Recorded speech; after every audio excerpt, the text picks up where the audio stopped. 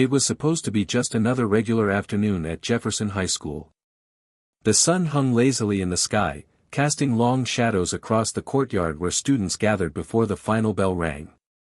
Birds chirped in the distance, mixing with the chatter of teenagers, sneakers squeaking against the concrete, and the occasional burst of laughter.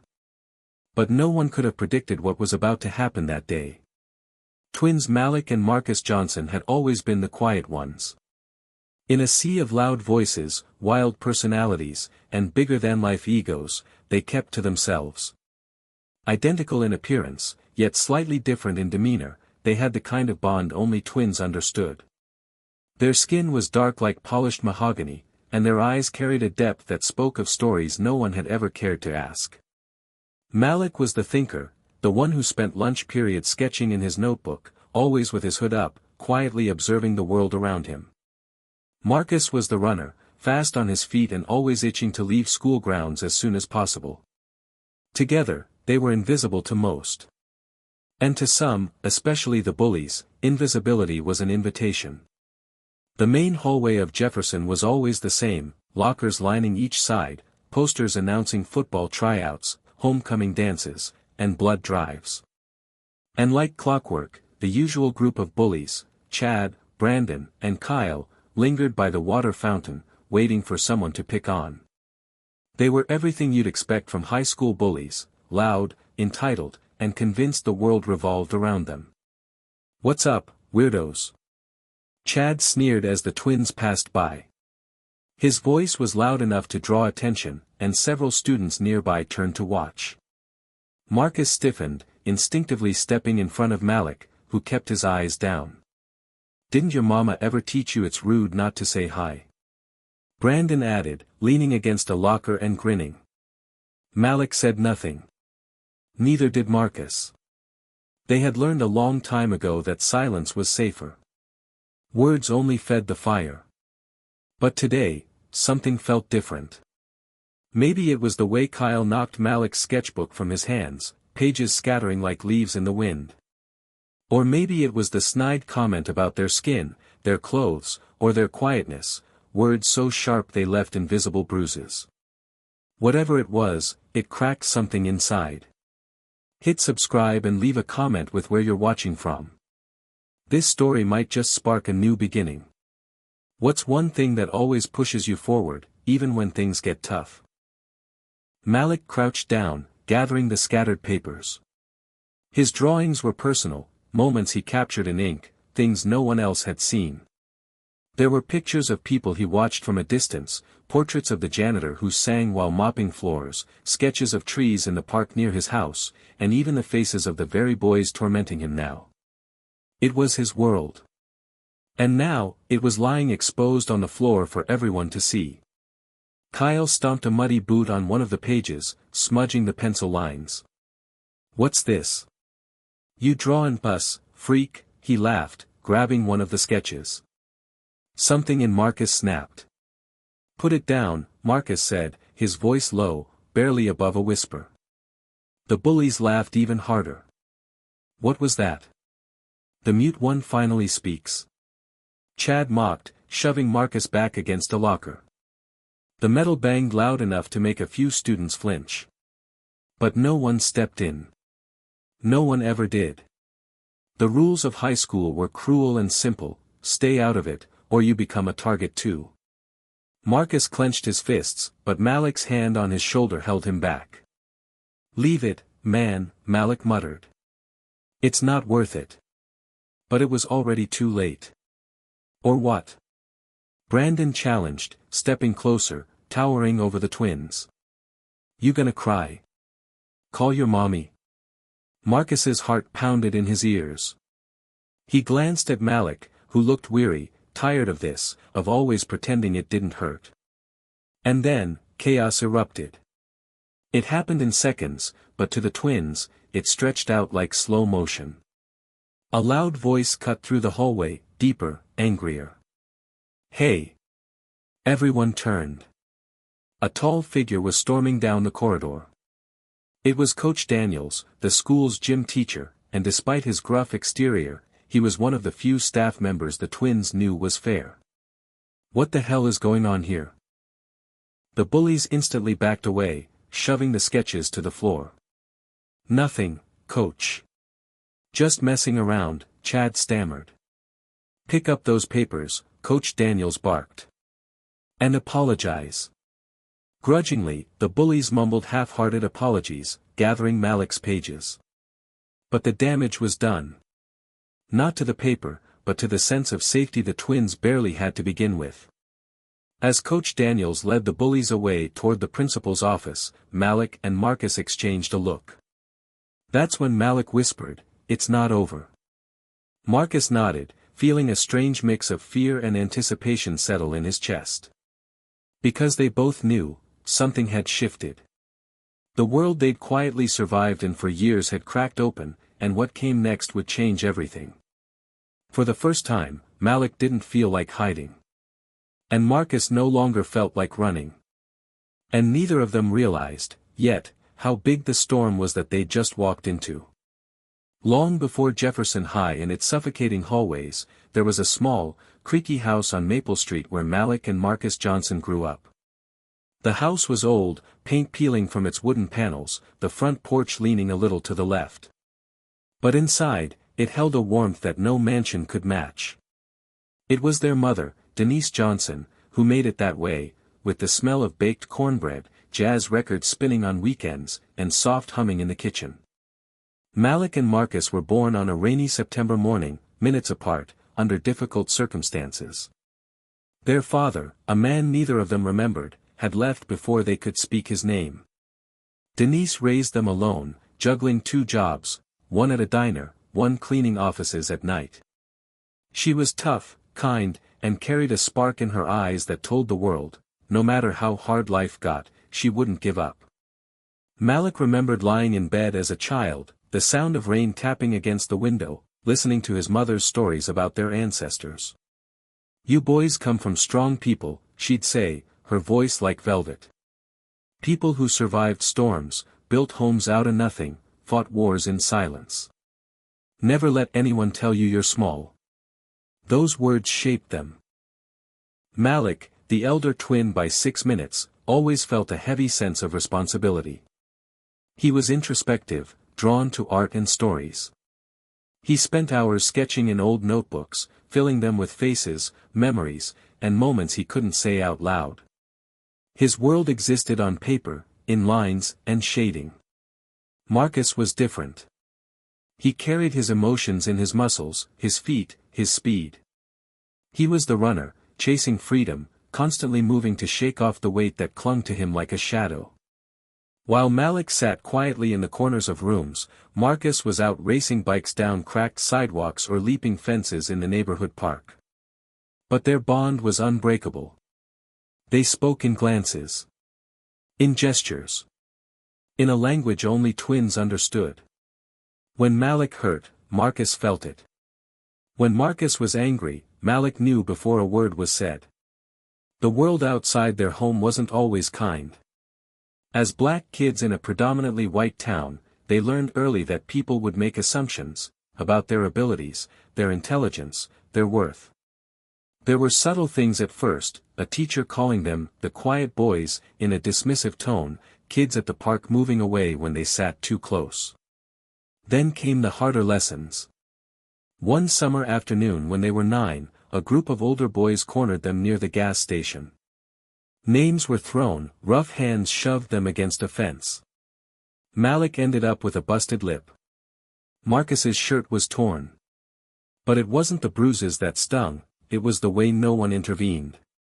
Not the man at the cash register, not the neighbor across the street. That was the day they stopped speaking to strangers. Denise knew something had shifted. She held them tight that night, her voice trembling, "I wish I could fix the world for you, babies. But all I can do is teach you to face it with your head high." From then on, Malik and Marcus stuck to each other. They learned how to be invisible in school hallways, how to pick seats in the back of the room, how to measure people's moods by their footsteps. And yet, despite everything, there was still light in their lives. Mrs. Carter, their 5th-grade art teacher, had been the first adult besides their mother to really see them. She noticed Malik's drawings and asked to display them on the classroom wall. Marcus, too, found a mentor in Mr. Bryant, the middle school track coach, who took one look at Marcus's speed and told him he could be great someday. Those small acts mattered. In a world that often made them feel invisible or unimportant, someone saying, "You matter," was a kind of miracle. At home, the three of them, Denise, Malik, and Marcus, built a fortress of love and resilience. Friday nights meant movie marathons, Denise laughing too loud at old Eddie Murphy films. Sunday mornings were for church, where the twins sat beside their mother in the back pew, feeling the hum of gospel music in their bones. But life, as it does, kept testing them. 2 years ago, Denise was diagnosed with lupus, an autoimmune disease that left her exhausted, her joints swollen, her energy stolen by invisible battles. She kept working as long as she could, but soon the twins found themselves doing more, cooking, cleaning, making sure she took her medications. That's when Malik's sketches changed. The drawings turned darker, more honest. And Marcus ran more miles than ever, each step a desperate attempt to outrun the fear of losing her. The twins made a pact in those quiet months: no matter what happened, no matter how bad things got, they'd protect each other. The world could tear them down, but it wouldn't break them. So when high school came, and the bullies started, they already had armor, silent, invisible armor built from years of small hurts and hard lessons. They chose quiet, not because they were weak, but because peace was a weapon too. But the world often mistook their quiet for submission. People saw them as shy, odd, or too serious. The bullies called them names: ghost twins, shadow boys. Teachers barely noticed them unless there was a problem. And for years, the twins let it slide. They lived in the background, getting by. Until now. Because something about that afternoon in the hallway, when Malik's sketches hit the floor and Marcus heard the cruel laughter, had stirred up years of swallowed pain, ignored insults, and silent courage. This wasn't just about bullies anymore. It was about everything they'd been carrying, about their mother's tired hands, about that afternoon at the gas station, about the years of pretending it didn't matter. And deep down, Malik and Marcus both knew, the old rules wouldn't work anymore. The storm had started. And it was coming for everyone. The days following the hallway incident stretched like slow-moving shadows. Malik and Marcus tried to slip back into their invisible routine, heads down, eyes forward, sticking to the quiet corners of Jefferson High. But something had shifted, and it wasn't just in them. It was in the way people looked at them now. The bullies, led by Chase Walker, didn't let up. Chase was the kind of guy whose confidence came not from real strength, but from knowing no one would hold him accountable. Tall, broad-shouldered, with slick blonde hair and a sneer that could slice through any room, he was the unofficial king of Jefferson High's social food chain. It started small: books knocked off desks, whispered insults in the cafeteria, locker doors slammed harder than necessary. The kind of harassment designed not to get caught but to chip away at a person's spirit. "Yo, ghost boy," Chase would say, bumping Malik's shoulder as he passed. "Draw me a picture of what it's like to be nothing." Marcus clenched his fists every time, his knuckles going white, but he forced himself to stay quiet. Their mother's words echoed in his head: "Pick your battles, baby. Don't give them your peace." But peace was getting harder to hold on to. Even teachers seemed to turn a blind eye. Mr. Denby, the gym coach, simply chuckled when Chase tripped Marcus during a dodgeball game. "Gotta be quicker than that, Johnson," he smirked, as Marcus picked himself up off the floor, jaw tight. It wasn't just Chase, either.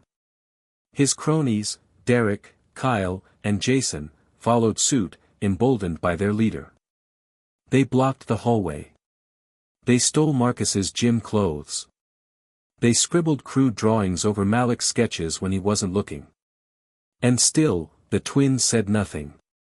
At home, Denise noticed the weight in their eyes. "You boys okay?" she'd ask, trying to sound casual, though her eyes betrayed the storm of worry inside. "Yeah, Mama," Malik would say, forcing a small smile. Just school stuff. Denise wasn't fooled, but she was tired. The lupus had been hitting harder lately, leaving her joints swollen and her energy drained. The boys didn't want to add to her burden. But every quiet swallowed hurt. Every look away built pressure under their skin. Then came Friday. It was lunchtime. The cafeteria buzzed with the usual chaos, laughter, slamming trays, the clatter of soda cans against tables. Malik and Marcus sat at their usual spot in the far corner, eating in silence. Across the room, Chase spotted them. A grin spread across his face, ugly and mean. He nudged Derek and Kyle, whispered something, and the three made their way over. Malik's stomach tightened. "Yo," Chase called out, loud enough for nearby tables to quiet down, curious. "I got a question for the Shadow Twins." Marcus looked up, jaw clenched. "Which one of you is the mistake?" Chase taunted. "I mean, y'all both pretty useless, but there's gotta be one mama wished she could send back." The words hit like a punch. A few kids laughed nervously. Some looked away. Marcus started to stand, his face burning. But Malik grabbed his wrist, shaking his head subtly. "Look at this," Chase sneered. "Little brother has to hold you back now." "What's wrong, Marcus? Scared you'll get your ass beat by a real man?" Marcus's breath came hard through his nose. Before anyone could move, Chase grabbed Malik's sketchbook off the table. Malik shot up, his voice low, steady. "Give it back." "Oh, this?" Chase flipped through the pages. "Let's see what the little freak's been drawing." He held up a page, a portrait of Denise, drawn in careful, loving strokes. "Ah, look. It's Mommy," Chase mocked, crumpling the page. Too bad she raised a couple of nobodies. Malik's vision blurred. Marcus's hand trembled. For a second, the cafeteria felt like it held its breath. Then, out of nowhere, Ava Thompson appeared. Ava was one of the few people at Jefferson High who treated the twins like they mattered. She was smart, fiery, and known for speaking her mind, an anomaly in a school that rewarded silence. "Hey!" Ava barked, stepping between Chase and the twins. "Give it back, jerk." Chase laughed. "What are you gonna do, Ava? Call your daddy?" "My dad's a cop, remember," she shot back. "And this," she snatched the sketchbook from his hand, "is harassment. Try me." Chase faltered, his grin twitching. Around them, students whispered. Phones were out now, some recording, sensing something about to explode. Ava turned to Malik, her expression softening. "You okay?" Malik nodded, though his throat was tight. "Come on," Ava said, leading them away. But Marcus paused, locking eyes with Chase. "This isn't over," he said quietly, voice like stone. Chase smirked. "Looking forward to it, Johnson." The twins followed Ava out of the cafeteria, tension trailing behind them like smoke. In the empty hallway, Ava turned. "You guys can't keep letting him do that. Someone's gonna get hurt." Malik looked down. "We don't want trouble." "You didn't start it," she said. "But if you don't push back, it'll never stop." Marcus spoke, his voice tight. "We're used to it." Ava shook her head. "Doesn't mean you should be." The words hung in the air. For the first time in years, Malik felt something shift. A flicker of, maybe not hope, but something close. Not because the bullies had backed down, they hadn't. But because someone else had stood up. For them. It wasn't much. But it mattered. They made a pact that day, unspoken, but understood. The old rules were done. They wouldn't be ghosts anymore. The weekend came like a thick, heavy curtain, closing over the exhausting week. Malik and Marcus barely spoke, their heads full of everything that had happened in the cafeteria. The image of Chase's smirk, the sound of the crumpling sketch, Ava's fierce eyes, it played on repeat, leaving them restless and raw.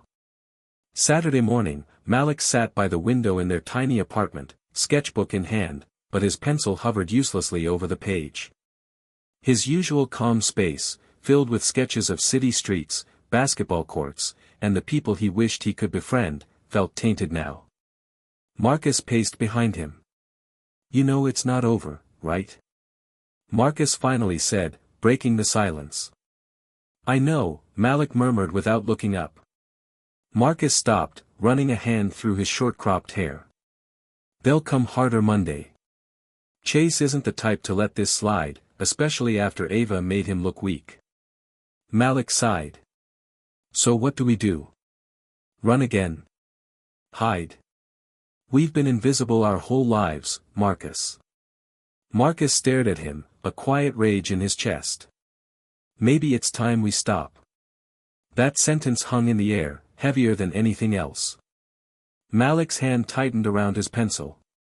Marcus grabbed a chair and spun it around, sitting backward on it. "We can't outfight them, Malik. Chase has size, numbers, even teachers on his side. But what if we outsmart them?" Malik finally looked up, his brother's eyes gleaming with something new. "Not fear. Not anger. Strategy." "How?" Marcus grinned slightly, a rare, sharp thing. "We don't have to beat them at their game. We flip the board." He leaned in, lowering his voice, even though no one else was there. "You remember how Coach Denby laughed when I got tripped? The way Mr. Palmer pretends he doesn't hear them calling us names. Everyone sees it, but nobody talks about it. That's their weakness." Malik frowned. "And we make them talk about it. We get it on video. Proof. Not just Chase, the whole system. The way it protects him. The way it lets this happen."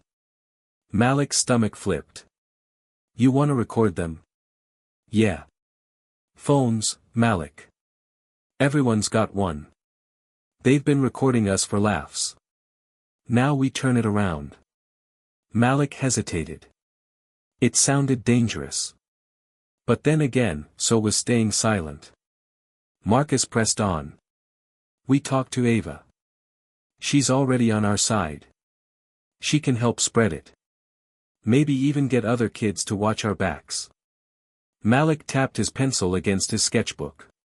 "You think people care enough?" "Maybe not all of them," Marcus admitted. "But some will. Enough." For the first time in a long time, Malik felt the smallest ember of control flicker inside him. "Okay," Malik said slowly. "Let's do it." Sunday afternoon, they met Ava at the park, neutral ground, away from the prying eyes of Jefferson High. Ava arrived with a backpack slung over her shoulder, her expression serious but warm. "I figured you'd reach out," she said, sitting cross-legged on the grass. "I've been thinking about it too." Marcus laid out the plan. The recordings. The evidence. The exposure. Ava listened, nodding. "I can get people. Quietly. There's a group chat, kids who've been bullied too. Not just you. Chase goes after anyone who doesn't fit his little world." Malik's eyebrows rose. "There's a group." Ava smiled. "We're quiet, but we're here. You'd be surprised." Hope. It was faint, but real. "I'll tell them," Ava continued. "They'll help. Some can record. Some can pass stuff along. We'll get it out." Marcus grinned. "I knew you'd come through." Ava's face turned serious again. "But listen, you need to be ready. Once this starts, it won't be quiet anymore. Chase, his buddies, the school, they'll push back. Hard. You good with that?" The twins exchanged a glance. Malik took a breath.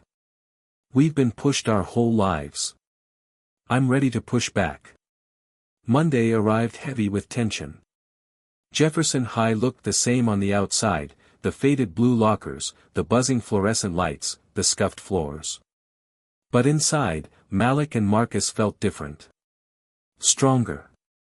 Not because the bullies were gone, but because they had a plan. A purpose. As they walked down the hall, Malik noticed it, subtle, but there. Phones slightly raised. Eyes flicking toward them, then away. Whispers. It had begun. Chase was waiting by Marcus's locker, leaning casually against it, flanked by Derek and Kyle. Well, look who decided to show up, Chase smirked. Heard you brought your little girlfriend into this now. Cute. Marcus stepped closer, his voice steady. Not scared of you, Chase. Chase's eyes narrowed. You should be. He shoved Marcus hard against the locker. A phone camera flashed nearby. Malik's heart pounded. He fought the instinct to step back. Instead, he squared his shoulders. That's assault, Chase, Malik said calmly.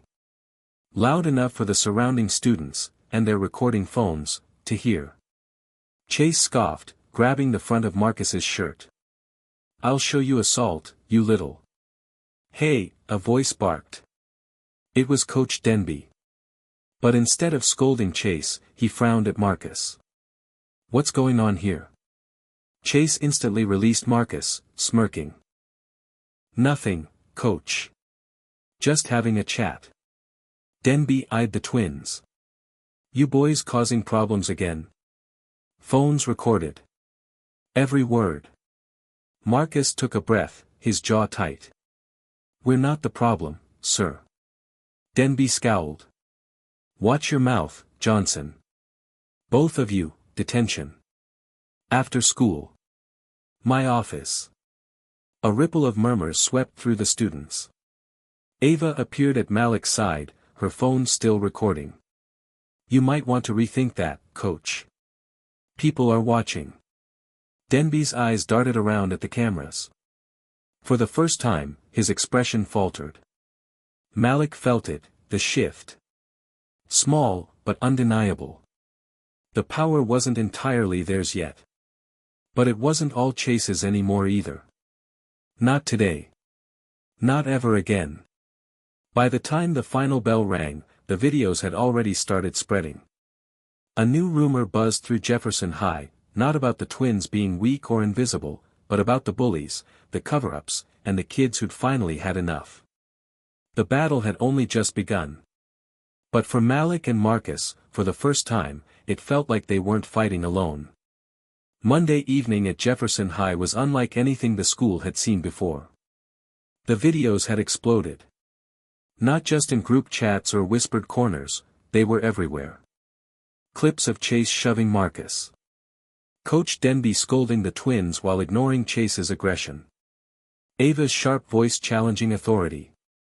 It spread like wildfire, shared by students, reposted on local teen pages, even catching the attention of a few parents. The sun was just starting to set when Malik and Marcus found themselves sitting on the cracked steps outside their building. The air was thick with leftover summer heat, and the distant sound of a siren cut through the evening. Neither of them spoke at first. Marcus fidgeted with a loose thread on his sleeve. Malik kept glancing at his phone, the notifications never stopping, messages from classmates they'd never spoken to, kids thanking them, others asking what would happen next. It was overwhelming. I didn't think it'd be this big, Malik finally admitted. Marcus let out a bitter laugh. Yeah, well, turns out people love watching a fight. As long as it's not them getting punched. Malik shot him a look. It's not a game, Marcus.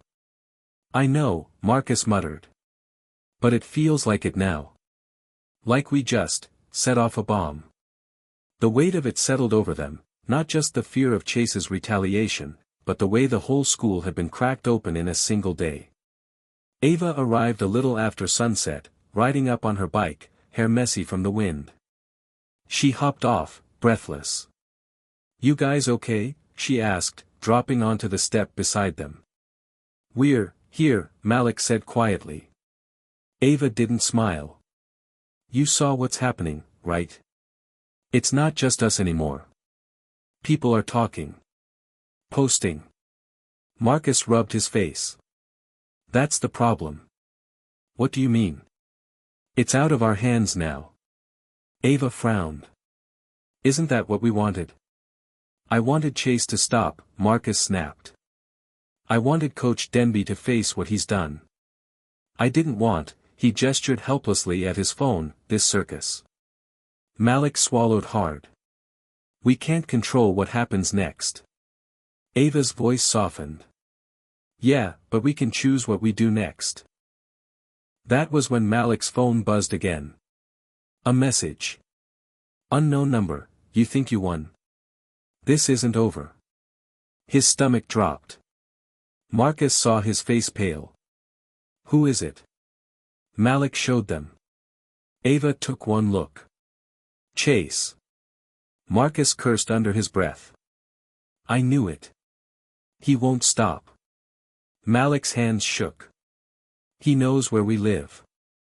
What if he? Marcus grabbed his shoulder. Hey. We're not alone this time. Ava's jaw was tight. He's scared. That's why he's lashing out. But even as she said it, Malik could see the flicker of doubt in her eyes.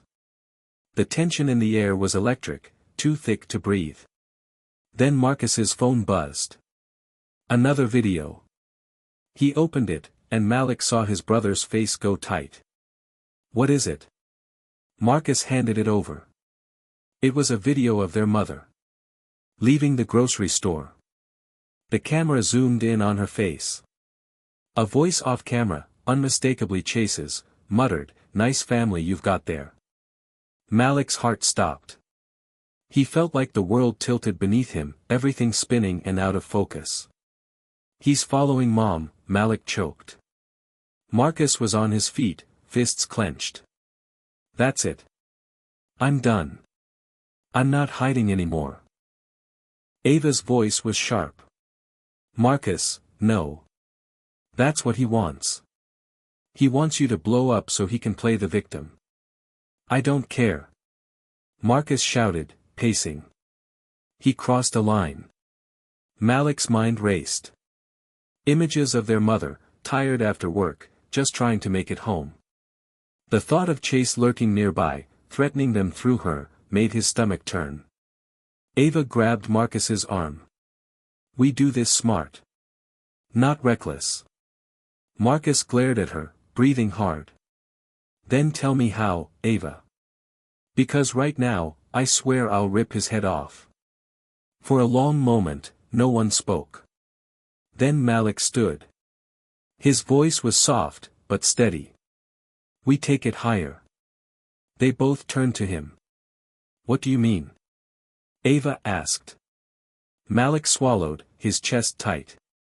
We don't just post videos anymore. We take this to the school board. The district. Local news if we have to. We make it so big, they can't bury it. Marcus hesitated. We show them, Malik pressed. Not just what Chase does. What the school lets happen. The adults protecting him. Ava's eyes widened. You'd go public. Like, your name's out there. Interviews. I don't care, Malik said. He made it personal. Marcus blew out a breath. That's dangerous, man. I know. Ava was quiet for a long time. Then she nodded. I'm in. Malik looked at Marcus. You. Marcus sighed, running both hands through his hair. The anger was still there, but it was starting to settle into something colder. Focused. Yeah, Marcus said finally. Let's finish this. That night, Malik drafted the email. It took everything he had not to break down while writing it. To superintendent@jeffersondistrict.org. Subject, urgent, ongoing harassment, bullying, and faculty misconduct at Jefferson High. He attached the videos, screenshots of the threats, and a statement from Ava's group chat. He wrote their names, fully, at the bottom. Malik Johnson. Marcus Johnson. Ava Sanders. He hit send. His hands were still trembling when he put the phone down. At midnight, the police showed up. Not for the twins, but for Chase.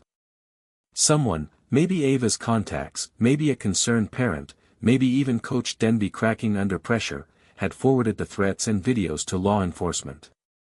Malik watched from the window as Chase was led out of his house in handcuffs. His mother screamed at the officers, protesting, but it was done. Malik didn't cheer. Neither did Marcus. It wasn't over. But it was a start. Ava texted 2 words, "We won." Malik replied, "Not yet." He knew the real fight was only beginning. Not just against Chase, but against a system that had let it happen. But for the first time in years, Malik felt strong. And not just because of the evidence or the attention. Because of the people standing beside him. Because Marcus had stopped pacing. Because Ava hadn't walked away. Because their mother was safe. And because somewhere, in the middle of all this chaos, he'd finally stopped being invisible. The next morning, Jefferson High felt like a different planet. Malik could sense it before he even stepped off the bus. The parking lot was packed with unfamiliar cars, news vans, reporters, and district officials milling around the entrance. Students huddled in tight circles, phones in hand, their faces a mixture of shock, excitement, and nervousness. Marcus nudged him. "You ready for this?" Malik wasn't sure anyone could be ready for this. As they walked up the steps, a reporter shoved a microphone toward them. "Are you Malik Johnson? Can you comment on what happened with Chase Williams?" Marcus stepped forward instinctively, his brotherly instinct kicking in. No comment. But Ava was already waiting for them by the front doors, eyes wide. "Guys, it's everywhere." News outlets, social media, even the district office's official page shared a statement. Malik felt his stomach twist. What did it say? Ava pulled out her phone and read aloud. Jefferson District is conducting a full investigation into recent allegations of harassment, bullying, and misconduct at Jefferson High School. Effective immediately, Coach Alan Denby has been placed on administrative leave pending the outcome. Marcus blinked. They suspended Denby? Ava nodded. And Chase? He's officially expelled. It felt surreal. Malik had imagined 100 different outcomes, none of them looked like this. The hallway was a sea of stares. Students parted like waves as the twins passed, some nodding, some offering thumbs up, others keeping their distance. "Dude," a kid from their math class whispered, "that was badass." Someone else clapped Marcus on the back. "Took guts, man." Seriously. It wasn't fame. It was something else, like the walls of silence had cracked, and now people finally saw them. But it wasn't all good. As they passed the gym, a group of Chase's old crew stood glowering. One of them, Tyler, muttered, "Snitches." Marcus's fists clenched. Malik grabbed his sleeve. "Not worth it." Ava leaned in. "They're just scared now." And maybe they were. Chase wasn't here to back them up. Coach Denby was gone. The system that protected them had started to crumble. Still, the tension was undeniable. In third period, Principal Harding made an announcement over the intercom. Effective immediately, Jefferson High will implement a zero-tolerance policy for bullying, harassment, and discrimination of any kind. We are committed to creating a safe, inclusive environment for all students. Any concerns can be reported anonymously through the district's new online platform or directly to administration. Marcus raised an eyebrow. Took them long enough. But Malik couldn't help feeling a tiny flicker of something. Hope, maybe. It was small. Fragile. But it was there. At lunch, the twins sat with Ava at a table by the window, a place they usually avoided. But today, it felt right. Several other students joined them. Not just the outcasts, but kids from different groups, people who had never spoken to them before. There was Jasmine from English class, Mateo from track, even Anthony, who used to laugh at Chase's jokes. They weren't here to gawk or pretend. They were here because something had changed. I just wanted to say, Jasmine started, fidgeting with her tray, what you guys did, it made me realize I've been quiet about stuff too. Mateo nodded. Yeah. I always thought nothing would ever change. But you proved it can. Malik looked around the table, a lump forming in his throat. We didn't do it alone. Ava grinned. Maybe not. But you started it. That afternoon, a district representative named Mrs. Caldwell came to campus. She called Malik, Marcus, and Ava to the front office. Malik's stomach twisted again, old instincts warning him it couldn't be good. But Mrs. Caldwell was nothing like the indifferent administrators they were used to. She shook their hands, smiled warmly. I wanted to thank you three for your bravery, she began. The footage you shared, the statements you made, they've prompted a full review of our policies and staff conduct. It's long overdue. Malik exchanged a glance with Marcus and Ava. Mrs. Caldwell continued. We're working on programs to address bias, bullying, and staff accountability. And we'd like you to be involved in shaping them, if you're willing. Marcus blinked. Us? You've lived this, Mrs. Caldwell said. Your perspective matters. It was unexpected. For so long, they'd been ignored, dismissed, invisible. Now they were being asked to lead. Malik found his voice. We'd be honored. Ava smiled. Count us in. Mrs. Caldwell handed them each a folder. You'll get official invites soon.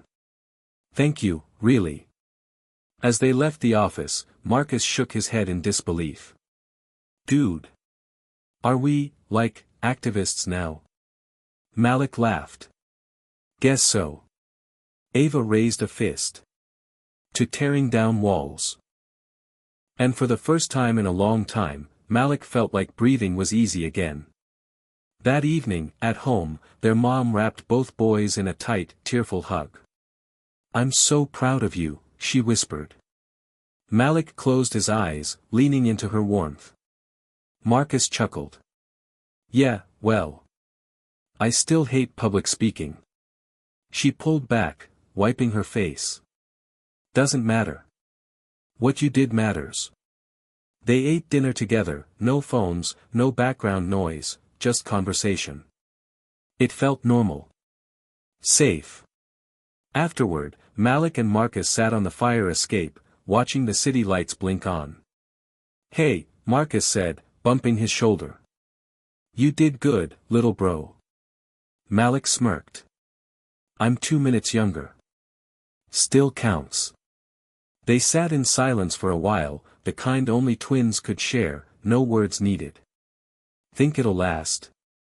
Marcus asked quietly. Malik sighed. I don't know. But it's a start. They watched the stars flicker above the city. And for the first time, the future didn't seem so heavy. Not because everything was fixed. But because they knew they could fight. And this time, people were finally listening.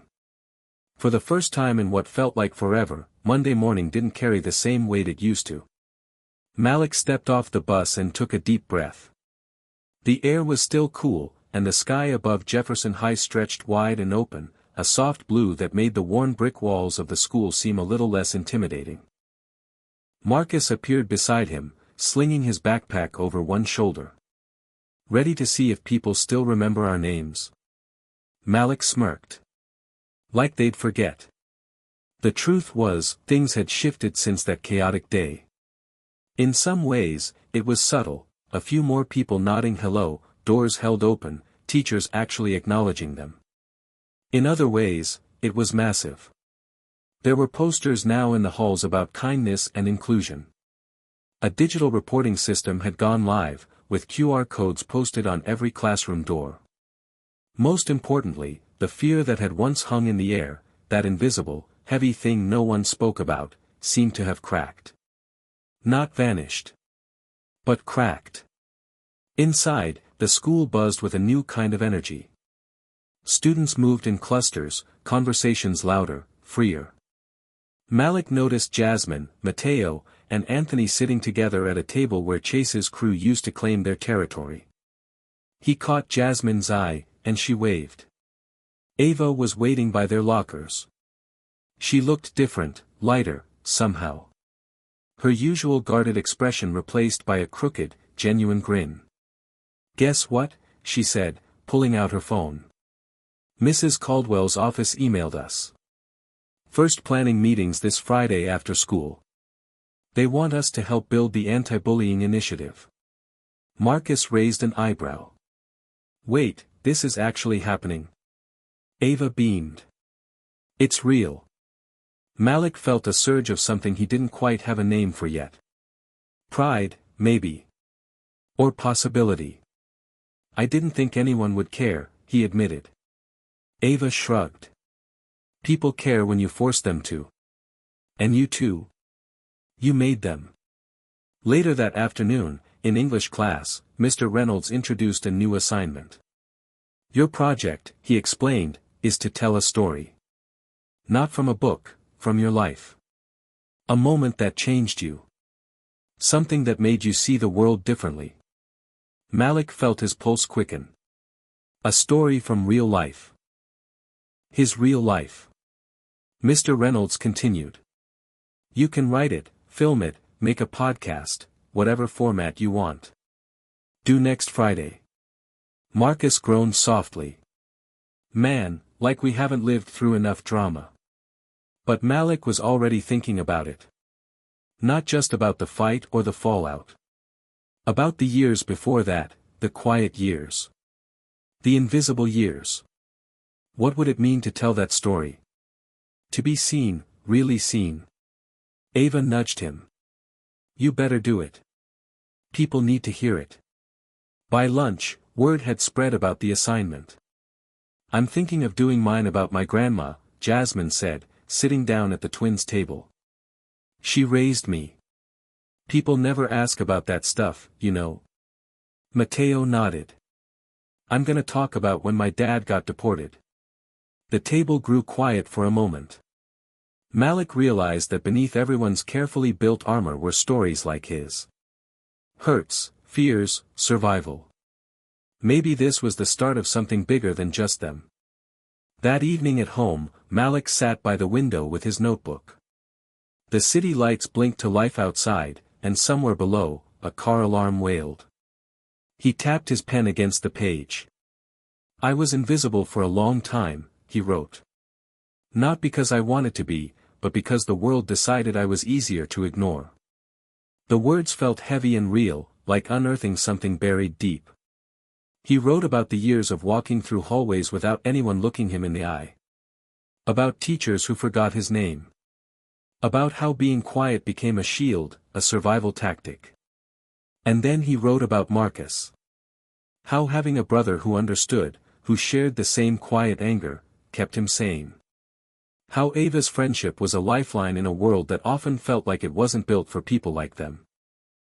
By the time he stopped, 3 pages were filled. And for the first time, it felt like those words belonged to him. The next day, Malik shared the idea with Marcus. "You're really gonna tell them everything?" Marcus asked, eyebrows raised. "Not everything," Malik admitted. "But enough. Enough so people like us don't feel like they're walking alone." Marcus was quiet for a moment. Then he nodded. "All right. I'll back you up." Malik smiled. "I know." On Thursday, Mrs. Caldwell visited again, this time with a team of counselors and district staff. She gathered a group of students in the library, including Malik, Marcus, Ava, and a few others. "We're launching something new," she said, gesturing to a display board titled Voices of Jefferson. "A student-led program where you get to tell your stories, speak your truth, and shape the school culture. No filters. No censors." Ava grinned. About time. They spent the next hour brainstorming ideas, workshops, open mic nights, mentorships for younger students. Malik felt himself growing braver with every suggestion. The fear that used to clamp down on his throat was starting to loosen. This was what it meant to rebuild. That night, the twins' mom surprised them with a small celebration. "I know it's not much," she said, setting down a pizza, "but I'm proud of you. Both of you." They laughed and teased and argued over toppings. For a little while, it felt like the weight of the world had lifted. After dinner, Marcus pulled Malik aside. "You know," he said, looking serious, "I think this is what Dad would have wanted." Malik swallowed hard. It wasn't something they talked about often, the father who left and never came back. The man whose absence had shaped them as much as his brief presence. "Yeah," Malik agreed. "I think so too." As Friday arrived, Malik felt a steady, growing sense of purpose. Not everything was perfect. There were still stares, whispers, people clinging to old loyalties. Change was slow. But something fundamental had shifted. And for the first time, Malik believed in what came next. The fight wasn't over. But now, he wasn't fighting alone. The following week at Jefferson High started off quiet. Too quiet. The hallways that had once roared with chaos now hummed with something else, something tense, like a storm was waiting just out of sight. People smiled, nodded, and played nice. But underneath it all, Malik could feel it. The weight of eyes that lingered too long. The hush that fell when he or Marcus walked by. At first, Malik thought maybe he was imagining it. Maybe it was just the leftover paranoia from everything they'd gone through. But by Wednesday, it was impossible to ignore. Marcus noticed it too. "You see how they all shut up when we passed the lockers by the gym?" Marcus muttered, leaning against the wall. "It's like, people are pretending we don't exist again. Just in a different way." Malik didn't respond right away. He was too busy watching the way Chase's old crew huddled at the far end of the hallway. Trey, Nick, and Devin, three of the loudest bullies from before, still held court in their corner, though their ringleader was gone. They didn't pick fights now. They didn't shove anyone into lockers. But the looks they gave, cold, cutting, heavy with something unspoken, those were harder to fight than fists. Ava joined them at lunch, setting her tray down with a scowl. "Okay, tell me I'm not crazy," she said, dropping her voice. "People are acting weird, right? Like, fake." Jasmine nodded. "Totally. Mateo told me Devin's been saying stuff about us. Low-key threats. Nothing direct. Just, you know. Little comments." Malik's stomach twisted. This was the part no one warned you about. When you finally stand up, when you make them look, some people don't forget. Some people wait. And that wait? That's where the danger grows. That afternoon, Malik and Marcus stopped by Mrs. Caldwell's office to go over plans for the upcoming student assembly. It was supposed to be the big unveiling of the Voices of Jefferson project, a chance for students to share their stories, perform, and finally, reshape what this school meant. But as they were leaving the meeting, a small note was slipped into Malik's locker. It wasn't signed. The handwriting was rough, hurried. "Watch your back. Not everyone's done yet." Malik stared at the paper, his heart pounding in his chest. Marcus read it over his shoulder, his face tightening. "Who?" "I don't know," Malik muttered, shoving the note into his pocket. "But it's starting." That evening, they sat in their room, the city lights spilling in through the cracked blinds. Malik tossed the note onto his desk and sat on the edge of the bed. "What do we do?" Marcus asked. Malik didn't answer right away. His mind raced with possibilities. Trey, Devin, or someone else entirely. Maybe a group. Maybe it was just meant to scare them. But it was working. He could already feel the old anxiety clawing its way back in. Ava called not long after. "You okay?" she asked, her voice tight. "Yeah," Malik lied. "Don't lie to me," she snapped. "Jasmine said Trey's been running his mouth all day. He's planning something at the assembly." Malik's pulse quickened. "Like what?" "I don't know yet. But you need to be careful." The next day passed in a blur. Whispers in the halls. Half-heard jokes. People giving them space like they were dangerous. It was a different kind of isolation now, the kind where you were visible, but only so people could aim at you. At lunch, Malik leaned in toward Marcus and Ava. "Okay, we need a plan. If something happens at the assembly, we shut it down fast." Marcus nodded. "I'll stick by the back. Watch for anybody trying to pull something." "I'll be at the mic," Ava said. "If anyone tries, I'll call it out." Malik was grateful for them in ways words couldn't cover. They didn't have to do this. They didn't have to stick around. But here they were. And it mattered. Friday came faster than expected. The gym was packed, students, teachers, even some parents and district officials. A banner hung above the stage, "Voices of Jefferson, our stories, our strength." Malik's palms were sweating. Marcus gave him a look. "You got this." Ava grabbed the mic first, her voice ringing out clear. "We're here today to tell the truth.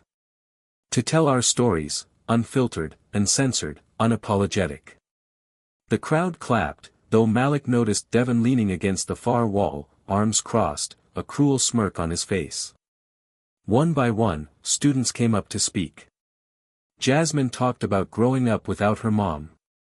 Mateo shared his father's deportation story. Each voice added a brick to something real, a wall of truth nobody could tear down. Then it was Malik's turn. He took the stage, the bright lights blinding. The gym went quiet. "I spent a long time thinking my voice didn't matter," Malik began, his voice steady but tight. "I thought it was safer to stay quiet. To disappear. But silence won't save you. It won't make people kinder. It won't make the pain stop." He paused, scanning the room. "And when we finally spoke up, yeah, it made some people mad. But we're still here." A cheer went up, scattered but strong. Malik continued. "You don't get to bury people like us. You don't get to scare us back into the shadows. Not anymore." The crowd erupted. But as the applause rose, Malik spotted Trey slipping out the side door, Devon trailing behind him, their faces dark and tight. Marcus saw it too. He motioned to Ava. Trouble wasn't over. It had just begun. After the assembly, Mrs. Caldwell gathered them backstage. "You were incredible," she said, eyes shining. "The board loved it. The district's considering expanding this program to other schools." Malik tried to smile, but his gut was twisted. "Mrs. Caldwell," Marcus said quietly, "we think some guys are planning something." Her face darkened. "Are you sure?" Malik nodded. "Yeah. It's not over." She sighed, then straightened. "Okay. I'll call security. You stay together. We're not letting this ruin what you've built." For the first time in days, Malik felt a flicker of hope. Maybe this time, they had backup. Maybe this time, the story wouldn't end with them getting hurt. But deep down, he knew, whatever was coming, it wasn't going to be quiet. It would be loud. And it would be messy. And it would prove, once again, that standing up always came with a price. But it was one he was finally willing to pay. The weekend after the assembly should have been a victory lap. They'd done what no one thought was possible. Spoken up. Changed minds. Brought people together. And yet, Malik couldn't shake the feeling that something was off, like the quiet that comes before a glass shatters. On Monday morning, the first sign came in the form of a fake Instagram page. It was called Jefferson Jokers, a nasty little account that posted anonymous memes, rumors, and doctored photos about students. Malik, Marcus, Ava, and Jasmine were the latest targets. Marcus found it first. "Bro, look at this," he said, shoving his phone at Malik. Malik scrolled through the posts. One was a photo of him from the assembly, mouth open mid-speech, with a caption that read, "Crybaby Malik wants to cancel football next." Another one showed Marcus photoshopped into a baby's body, with the words, "Little Marcus needs his big brother to fight his battles." Ava's was worse, a photo of her in the cafeteria, edited to look like she was crying, with a caption that said, "Miss Bossy's breaking down. Told you she'd snap." Malik's hands tightened around the phone. "I know who's behind this," Marcus said, jaw clenched. "It's Trey. Gotta be." Ava stormed over, already fuming. "We need to report this now." But Malik hesitated. He knew how this worked. They'd report it, the school would take the page down, and by tomorrow there'd be another. And another. That's what people like Trey did, they didn't come at you head-on. They chipped away. Quiet, sneaky, until you cracked. "I don't think it's just Trey," Malik finally said. Marcus frowned. "What do you mean?" "I mean, look at this. The timing, the effort. It's too fast, too organized. Trey's an idiot, but this feels bigger. Like someone's helping him." Ava's eyes narrowed. "Devin. Maybe more than Devin," Malik muttered. By lunchtime, the account had nearly 400 followers. Malik watched as people scrolled on their phones, smirking, whispering. The worst part wasn't the posts, it was how normal everyone acted about it, like it was just some harmless joke. Like it was fine to laugh at people trying to make a difference. "They're baiting us," Marcus said. "They want us to snap. Lose it. Get suspended. And we're not giving them that," Ava said sharply. But Malik wasn't so sure. Every time he passed one of those mocking grins in the hallway, he felt his pulse pound. His stomach twist. How many times did you have to take a hit before you hit back? Jasmine slid into the seat next to him. "Hey. I heard Trey's planning something Friday night. After the football game." Malik's head snapped up. "What kind of something?" "I don't know exactly. But my cousin's boyfriend is on the team, he said Trey's been bragging about it. Gonna teach those quiet twins a lesson." His words. Malik's throat went dry. They weren't going to stop. They were going to wait until no teachers were around. No crowd to cheer them on. Just darkness, a parking lot, and fists. Marcus' face darkened. "We need to shut this down." Ava nodded. Now. The next move was theirs. That afternoon, Malik, Marcus, Ava, and Jasmine gathered in the empty music room. It was one of the few places left where no one would overhear. "We call it out in public," Ava said. "Force them into the light. Expose them at the game." Jasmine shook her head. "That'll backfire. People don't care until it happens. They'll think we're making it up." "What if we prove it?" Marcus said. "Catch them planning it. Record it." Malik thought for a moment. Then an idea sparked. "Trey's dumb, but he loves bragging. If we can get him talking, maybe even text it, we'll have proof." Ava grinned. "A setup." Jasmine hesitated. "Isn't that risky?" "Everything's risky now," Malik said. "We either let them come at us blind, or we flip this on them." Marcus nodded. "I'm in." That evening, Malik made a fake Snapchat account. He used a random name and messaged Trey, pretending to be one of the freshman football players. "Yo, heard you got something big planned Friday. What's up? I wanna help." It didn't take long. Trey replied. "Haha, yeah bro, gonna scare the twins good. They won't see it coming. Malik pushed further. Where at? By the back lot. After everyone leaves. Don't tell no one. Malik's stomach flipped. He screenshot everything. Sent it to Marcus, Ava, and Jasmine. Got him, he typed. Marcus called immediately. That's it. We go to Caldwell tomorrow. The next day, they showed the messages to Mrs. Caldwell. She read them, her face tight. Then she picked up the phone. Within minutes, Mr. Langston, the school security officer, was in the room. This is serious, he said. We'll handle it. You four did the right thing. But Malik wasn't convinced. I need to know it's actually stopped, he said. Not just some detention. Not a slap on the wrist. Langston nodded. We'll take care of it. No one's laying a finger on you Friday. It sounded good. But Malik still felt that storm in his chest. That afternoon, word started to spread. Someone had snitched. People whispered. Some glared. A few stared with wide eyes, like seeing a pack of wolves after you took away their leader. Devon stormed past them in the hall, shoving Malik's shoulder. You made a mistake, man. Malik stared back, unflinching.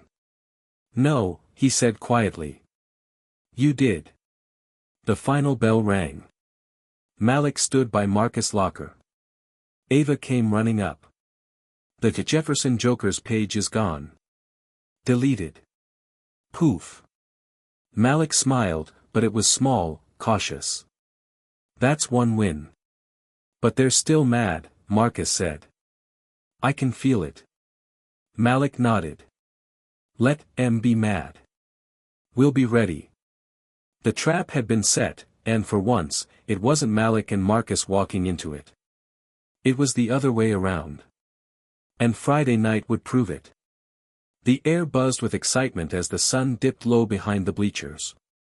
It was Friday night, game night at Jefferson High.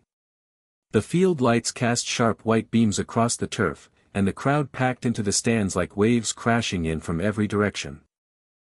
Cheerleaders chanted, the marching band pounded out booming rhythms, and the scent of popcorn and grilled burgers floated on the cool air. It should have felt electric. It should have felt like home. But to Malik and Marcus, it felt like a powder keg. Stay close, Malik muttered as they made their way through the crowd toward their usual spot in the stands. His eyes darted over groups of students, looking for familiar faces, for enemies, for Trey. Marcus kept his hoodie up, jaw tight. I don't like this, man. I know, Malik said. But we have to be here. We can't let them push us out. Ava and Jasmine caught up with them near the snack stand. Ava looked fierce, phone in hand, ready to record, her expression cold and focused. Security's everywhere, she said. Caldwell wasn't playing around. Look, there's Officer Langston. Sure enough, the school security officer was by the gates, keeping watch like a hawk. Malik felt a flicker of relief, but only for a second. Because the real danger wasn't coming through the front. The first half of the game flew by. Jefferson's team was winning, 21-7. The crowd roared every time Devon made a run or Trey threw a pass. It was easy to pretend everything was normal. Easy to act like it was just another Friday night. But Malik felt it. That undercurrent. That tension just beneath the cheers. Every time Trey looked their way, there was a smug grin. Every time Devon flexed after a touchdown, he pointed subtly at them. They think they still run this place, Marcus growled. Not for long, Jasmine said. Not after tonight. At halftime, the band took the field, and most of the crowd shuffled toward the bathrooms, snack stands, or down to the field's edge. That's when Malik's phone buzzed. It was an anonymous number. A text. Hope you said your goodbyes. See you after the game. Back lot. His stomach turned. Is it them? Ava asked, reading his expression. Malik showed her the screen. Ava's jaw clenched. We need to tell Langston. Malik shook his head. Not yet. If we jump too soon, they'll slip away, say it was a prank. We wait until they move. Catch them in the act. Marcus looked uneasy. You sure about this? Malik's voice was steady. We finish what we started. As the third quarter began, Malik kept his eyes on the players, not the ball. He watched how Trey and Devin whispered between plays. How they gestured toward the far end of the parking lot behind the bleachers. The plan was real. And it was happening tonight. When the final whistle blew and Jefferson secured the win, the stands exploded in celebration. The crowd poured out, students rushing the field or heading for the exits. Now, Malik said. The four of them slipped away, circling around the bleachers toward the back lot. Their hearts pounded with every step. The lot was dimly lit, the field lights barely reaching the cracked pavement. A few old pickup trucks and student cars were parked along the edges. Malik's phone buzzed again.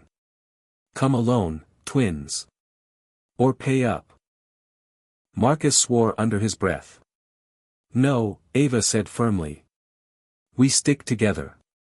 They moved deeper into the lot. And then, shadows stepped out from behind a van. Trey. Devin. Two other football players. Big guys, wearing hoodies, hands stuffed in their pockets. Thought you'd chicken out, Trey sneered. Malik's pulse roared in his ears, but he forced himself to stay calm. We're not here to fight, Malik said. We're here to show everybody who you really are. He raised his phone, the camera light blinking. Trey's smug grin faltered. You think anyone's gonna care about your little video? Devin barked. Oh, they will, Ava snapped, stepping forward, her phone up too. Because you just threatened us. And guess what? Security's right around the corner. On cue, footsteps echoed. Officer Langston appeared, flashlight beam slicing through the dark. Problem here, boys? Trey cursed under his breath. Nothing, sir, he said quickly, stepping back. Langston eyed the group. Funny, I got a tip there might be trouble out here. Devin scowled. Ain't nothing happening. Malik stepped forward. We've got everything. The texts. The threats. The plan. Langston held out his hand. Malik passed him the phone. Trey looked like he was going to bolt. But Langston's voice was sharp. Stay where you are. Within minutes, backup arrived, another officer and Mr. Caldwell, who was still at the school. What's going on? Caldwell demanded. Malik told them everything. Showed them the messages. The plan. The threat. Caldwell's face darkened. I want them out of here. Now. The football players were pulled aside. Trey protested, Devin cursed, but it was over. For real this time. As they walked back toward the school, Malik let out a long, shaky breath. It felt like stepping out of a storm. The weight of it lifting. You did it, Jasmine whispered. Malik smiled. We did it. Ava grinned. And it's all recorded. Jefferson won't be the same after this, Marcus said. Malik looked around at the emptying lot, at the quiet sky overhead, the stadium lights flickering out. Good. It was about time. As they left the parking lot, Malik's phone buzzed once more. A message from an unknown number. But this time, it wasn't a threat. It was a simple line. Respect. Y'all changed something tonight. Malik smiled. For the first time in a long time, it felt like the fight was worth it. And maybe, just maybe, they weren't so alone anymore. The first Monday after the game was unlike any other. The halls of Jefferson High were buzzing, not with excitement over the weekend win, but with whispers.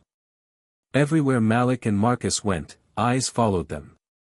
They could hear the murmurs, the whispers of their classmates, but no one dared speak directly to them. "Did you see the video?" a voice said as Malik passed by his locker. "I can't believe it, they actually called out the football team," another voice added. They both looked up, and then quickly away. The air felt thick, like a storm was coming. "Man, this feels weird," Marcus muttered, slamming his locker shut as they made their way to class. "We've got eyes on us." "Yeah, but we did the right thing," Malik said. "And it's not over yet. We can't stop now." The aftermath of the Friday night altercation rippled through the school in unexpected ways. The football team was no longer the untouchable force they once were. And while some students looked at Malik and Marcus with newfound respect, others avoided them, unsure of how to respond. It didn't help that news of the confrontation had spread quickly across social media. Ava had uploaded the entire exchange, the threats, the standoff, the footage of Officer Langston arriving and the players being hauled away, and by that afternoon, the video had gone viral. Jefferson High's name was all over the place, not for its athletic prowess, but for a scandal that no one had expected. "What's the point of all this?" Marcus asked one afternoon as they sat outside the school, eating lunch. "Is this gonna change anything? Or are we just stirring up a bigger mess?" Malik stared at the half-empty tray in front of him, trying to think of a response. He had always believed that change required pushing boundaries, even if it came with some discomfort. "It's bigger than just us now," Malik finally said. "It's about the whole school, the whole community. We can't let things go back to the way they were. Not after what happened." Just then, Trey and Devin passed by, their heads lowered, their eyes cold. A few of their teammates walked with them, but it was clear, their power was no longer absolute. People were looking at them differently. The tension was thick, but neither side said anything. But it was obvious the fight wasn't over. Later that afternoon, Malik was pulled out of class. Mr. Caldwell stood in the hallway, arms crossed, a serious expression on his face. "I need to talk to you, Malik," he said, motioning for him to follow. Malik's stomach twisted. He could already guess where this was headed. "I don't want to make a big deal out of this," Mr. Caldwell began as they walked down the corridor, "but there are consequences. There's been fallout from what happened Friday night, and the school board wants to know your side of the story." Malik nodded, but he could feel the weight of the situation sinking in. "They're asking questions about the video," Mr. Caldwell continued, his voice lower. "The football team wants you expelled. They're claiming you provoked them." Malik's jaw tightened. "That's not true. They started it. They've been bullying us for months." "I know," Mr. Caldwell said, looking around cautiously, "but the video. It's complicated. The way it was edited, the way it went viral. Some people think it puts the school in a bad light. So what's the school board going to do?" Malik asked, trying to keep his voice steady. "We're having a meeting tomorrow," Mr. Caldwell said, rubbing his forehead. "The outcome could go either way. They want to hear from you before they make a decision." The next day, Malik sat in the principal's office, facing a panel of school administrators. The atmosphere was formal, cold, a far cry from the supportive environment Malik had hoped for. Mr. Caldwell sat beside him, offering a comforting smile, but Malik could tell even he was nervous. "Malik," the school board chairwoman said, adjusting her glasses, "this is a very serious matter. We've all seen the video. We understand the situation, but we need to hear from you. Why did you feel the need to make this public?" Malik paused, taking a deep breath. His heart was racing, but he had to speak the truth. "I did what I had to do," he said, his voice steady despite the tension. "I couldn't just stand by anymore and let things continue the way they were. People were getting hurt. People like my brother, like me. We've been harassed for too long. I wanted to make sure people knew the truth, that we weren't the problem." The chairwoman nodded, but Malik could see the doubt in her eyes. What about the consequences? You've made some powerful enemies, Malik. The football team isn't backing down. I know, Malik replied. But I won't back down either. For a moment, the room was silent. The administrators exchanged looks, whispering quietly among themselves. Finally, Mr. Caldwell spoke. Malik's right. He didn't start this. He didn't ask for it. But now, we have a chance to do something. To show that Jefferson High doesn't tolerate bullying, no matter who it is. The chairwoman sighed, pushing her glasses up her nose. We'll take everything into consideration. Malik didn't expect to hear anything immediately. So when he left the office, he felt a weight lifting from his shoulders. The hardest part was over, the waiting was next. The next few days were filled with uncertainty. The football team remained silent for the most part, and the school seemed to be holding its breath. But the rumors were still circulating, and everyone had an opinion on what would happen next. That Friday, Malik and Marcus sat together in the cafeteria, eating lunch. You think we did the right thing? Marcus asked, looking down at his tray. Malik didn't answer right away. He couldn't. The truth was, he didn't know what the right thing was anymore. All he knew was that they couldn't go back. I think we did what we had to, Malik said finally. And I think it's just the beginning. Later that afternoon, Malik received another text message. You'll regret this. It was from an unknown number, but Malik wasn't scared anymore. He'd been through the worst. And now, no matter what came next, he was ready. Hit subscribe and leave a comment with where you're watching from. This story might just spark a new beginning. What's one thing that always pushes you forward, even when things get tough? The air in the gymnasium was thick with tension. It was the day of the big school assembly, and Malik felt the weight of everyone's expectations pressing down on him. The gym was packed with students, teachers, and staff, all waiting for what seemed like an inevitable moment of reckoning. Today, the school board would finally announce their decision regarding the incident that had sparked chaos just weeks ago. Malik couldn't help but feel a knot form in his stomach. He and Marcus sat in the back, trying to remain invisible, but they were keenly aware of the eyes that were constantly on them. Some students avoided looking in their direction, while others stared at them like they were waiting for a fight to break out. Man, I don't know if I can sit through this, Marcus muttered under his breath, his fingers tapping nervously on the edge of his seat. I know, Malik replied, his voice low. But we have to. It's almost over. The principal, Mrs. Carver, stepped up to the podium, her expression stern. She adjusted her glasses and cleared her throat. The entire gym fell silent. Good afternoon, students of Jefferson High, Mrs. Carver began, her voice echoing in the large space. We are gathered here today to discuss the events that occurred 2 weeks ago and the consequences that followed. As you all know, the video of an altercation between members of the football team and 2 of our students, Malik and Marcus, has gone viral, bringing unwanted attention to our school. The board has reviewed the situation carefully, and after much deliberation, we are ready to announce our decision. Malik's heart pounded in his chest. This was it, the moment that would change everything.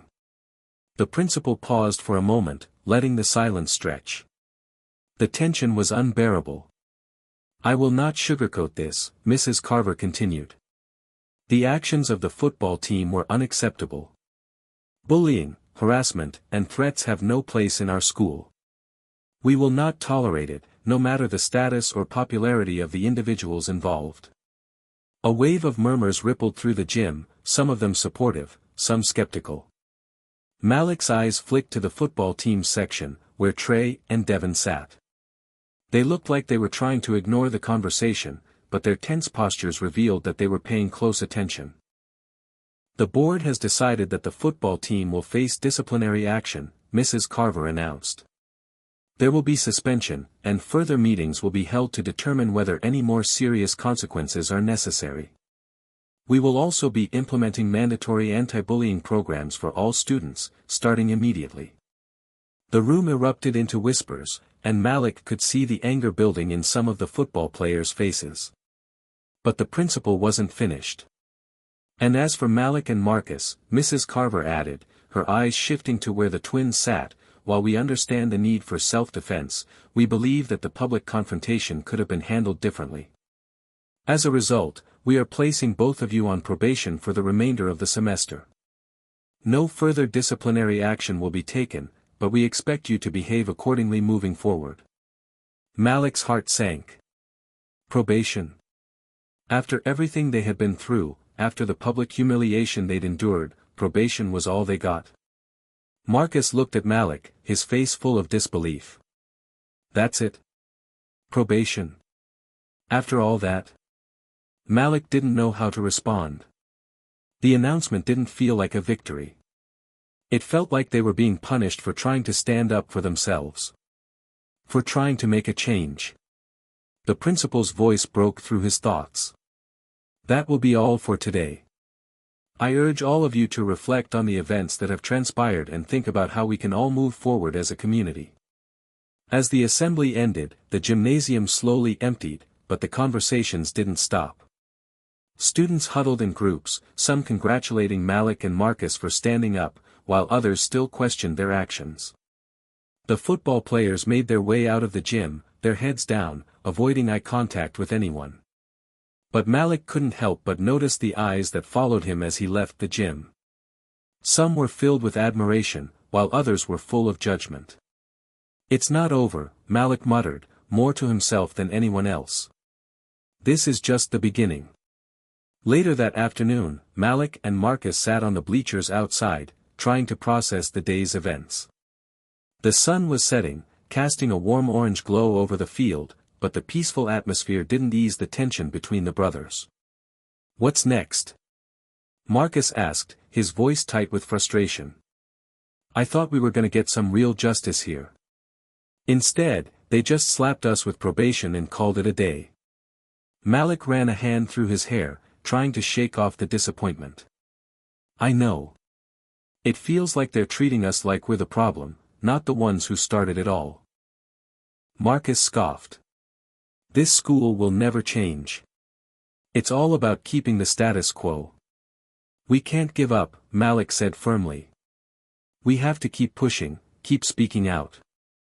If we let them silence us now, it's over. The football team wins. The system wins. We can't let that happen. Marcus looked over at him, his expression softening. I know. But I'm tired, man.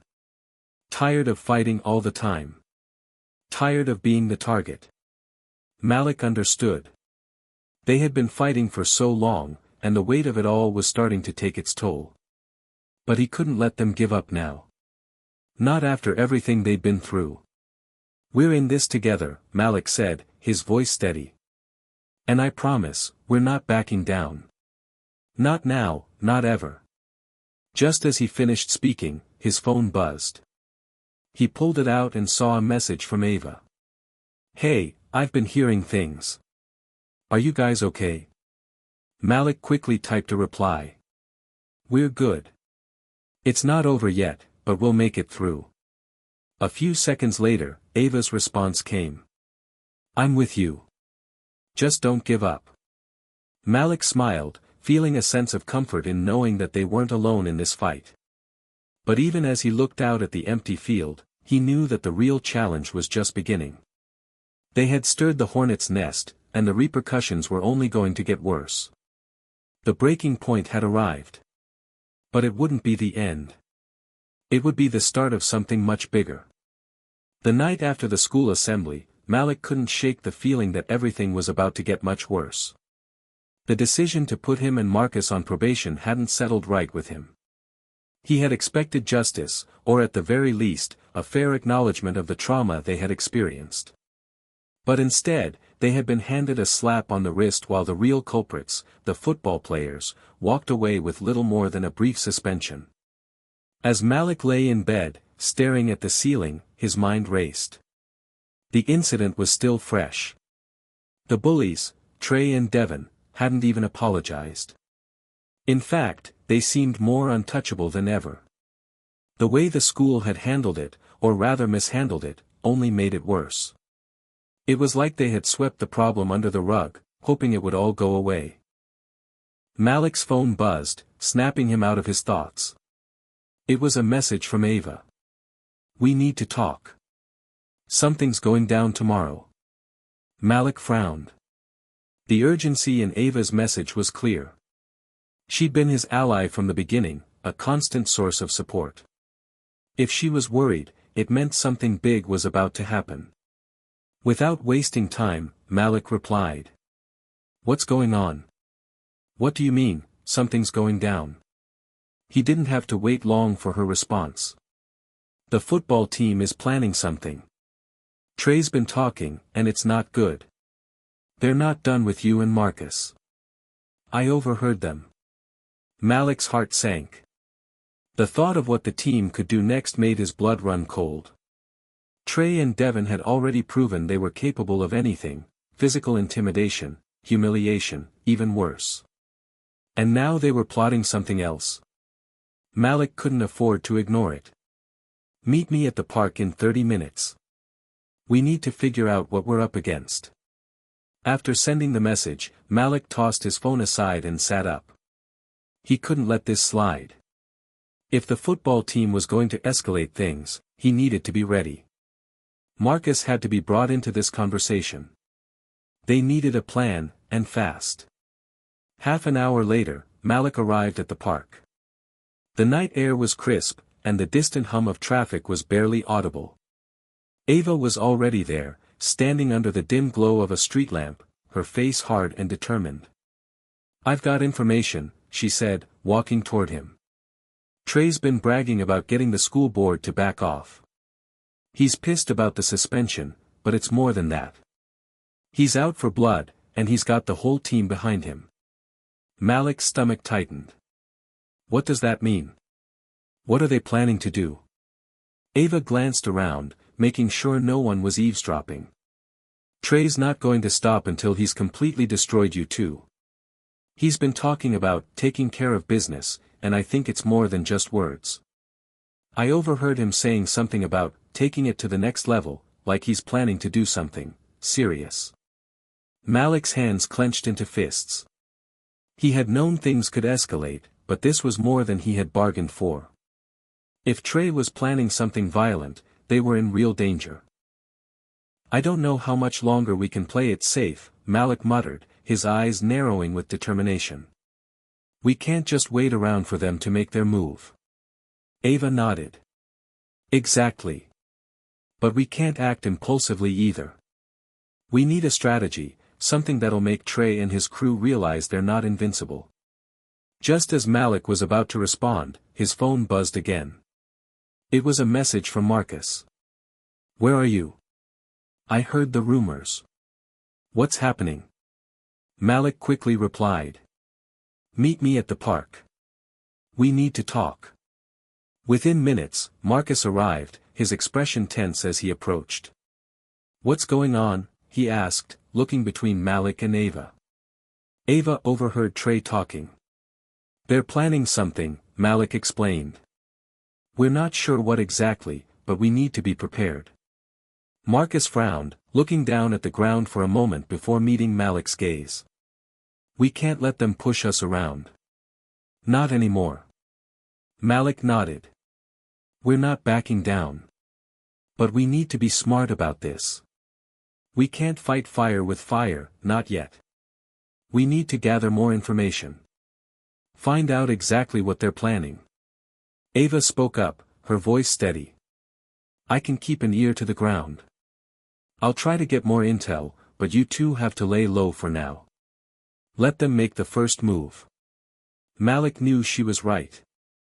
They couldn't risk getting caught in the crossfire before they had all the facts. But still, the thought of letting Trey and the football team have the upper hand made his blood boil. He hated the feeling of powerlessness. "You're right," Malik said. "We'll wait, but we need to be ready. They won't stop until they think they've won. We can't let them get away with this." Ava gave a small nod, her face resolute. I'll be in touch.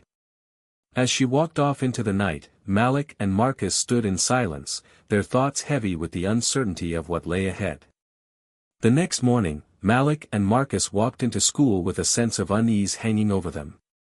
The halls were buzzing with whispers, and the tension in the air was palpable. Everyone knew something big was about to go down. When they reached their lockers, Malik noticed a group of football players gathered near the vending machines. Trey was at the center of the group, his arms crossed, his usual cocky grin missing from his face.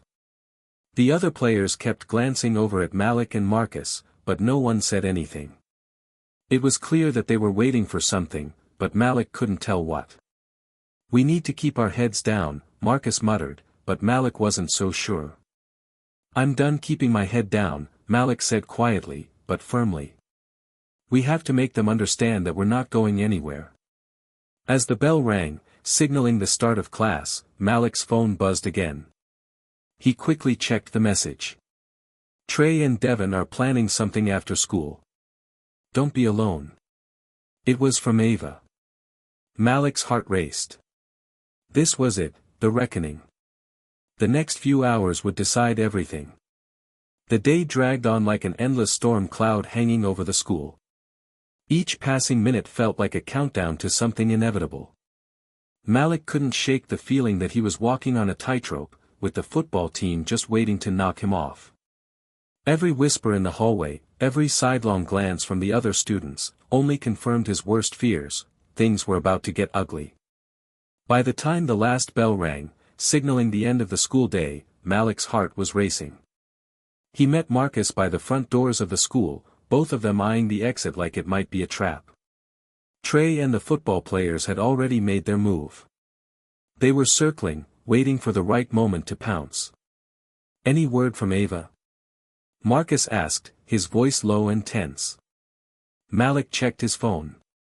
No new messages. He clenched his jaw, irritated by the silence. Ava had promised to keep him updated, but it had been hours since she last contacted him. Maybe she was in a situation of her own, one that was too risky to text from. "We're on our own for now," Malik said, his eyes scanning the parking lot for any sign of trouble. "We need to stick together." Marcus nodded.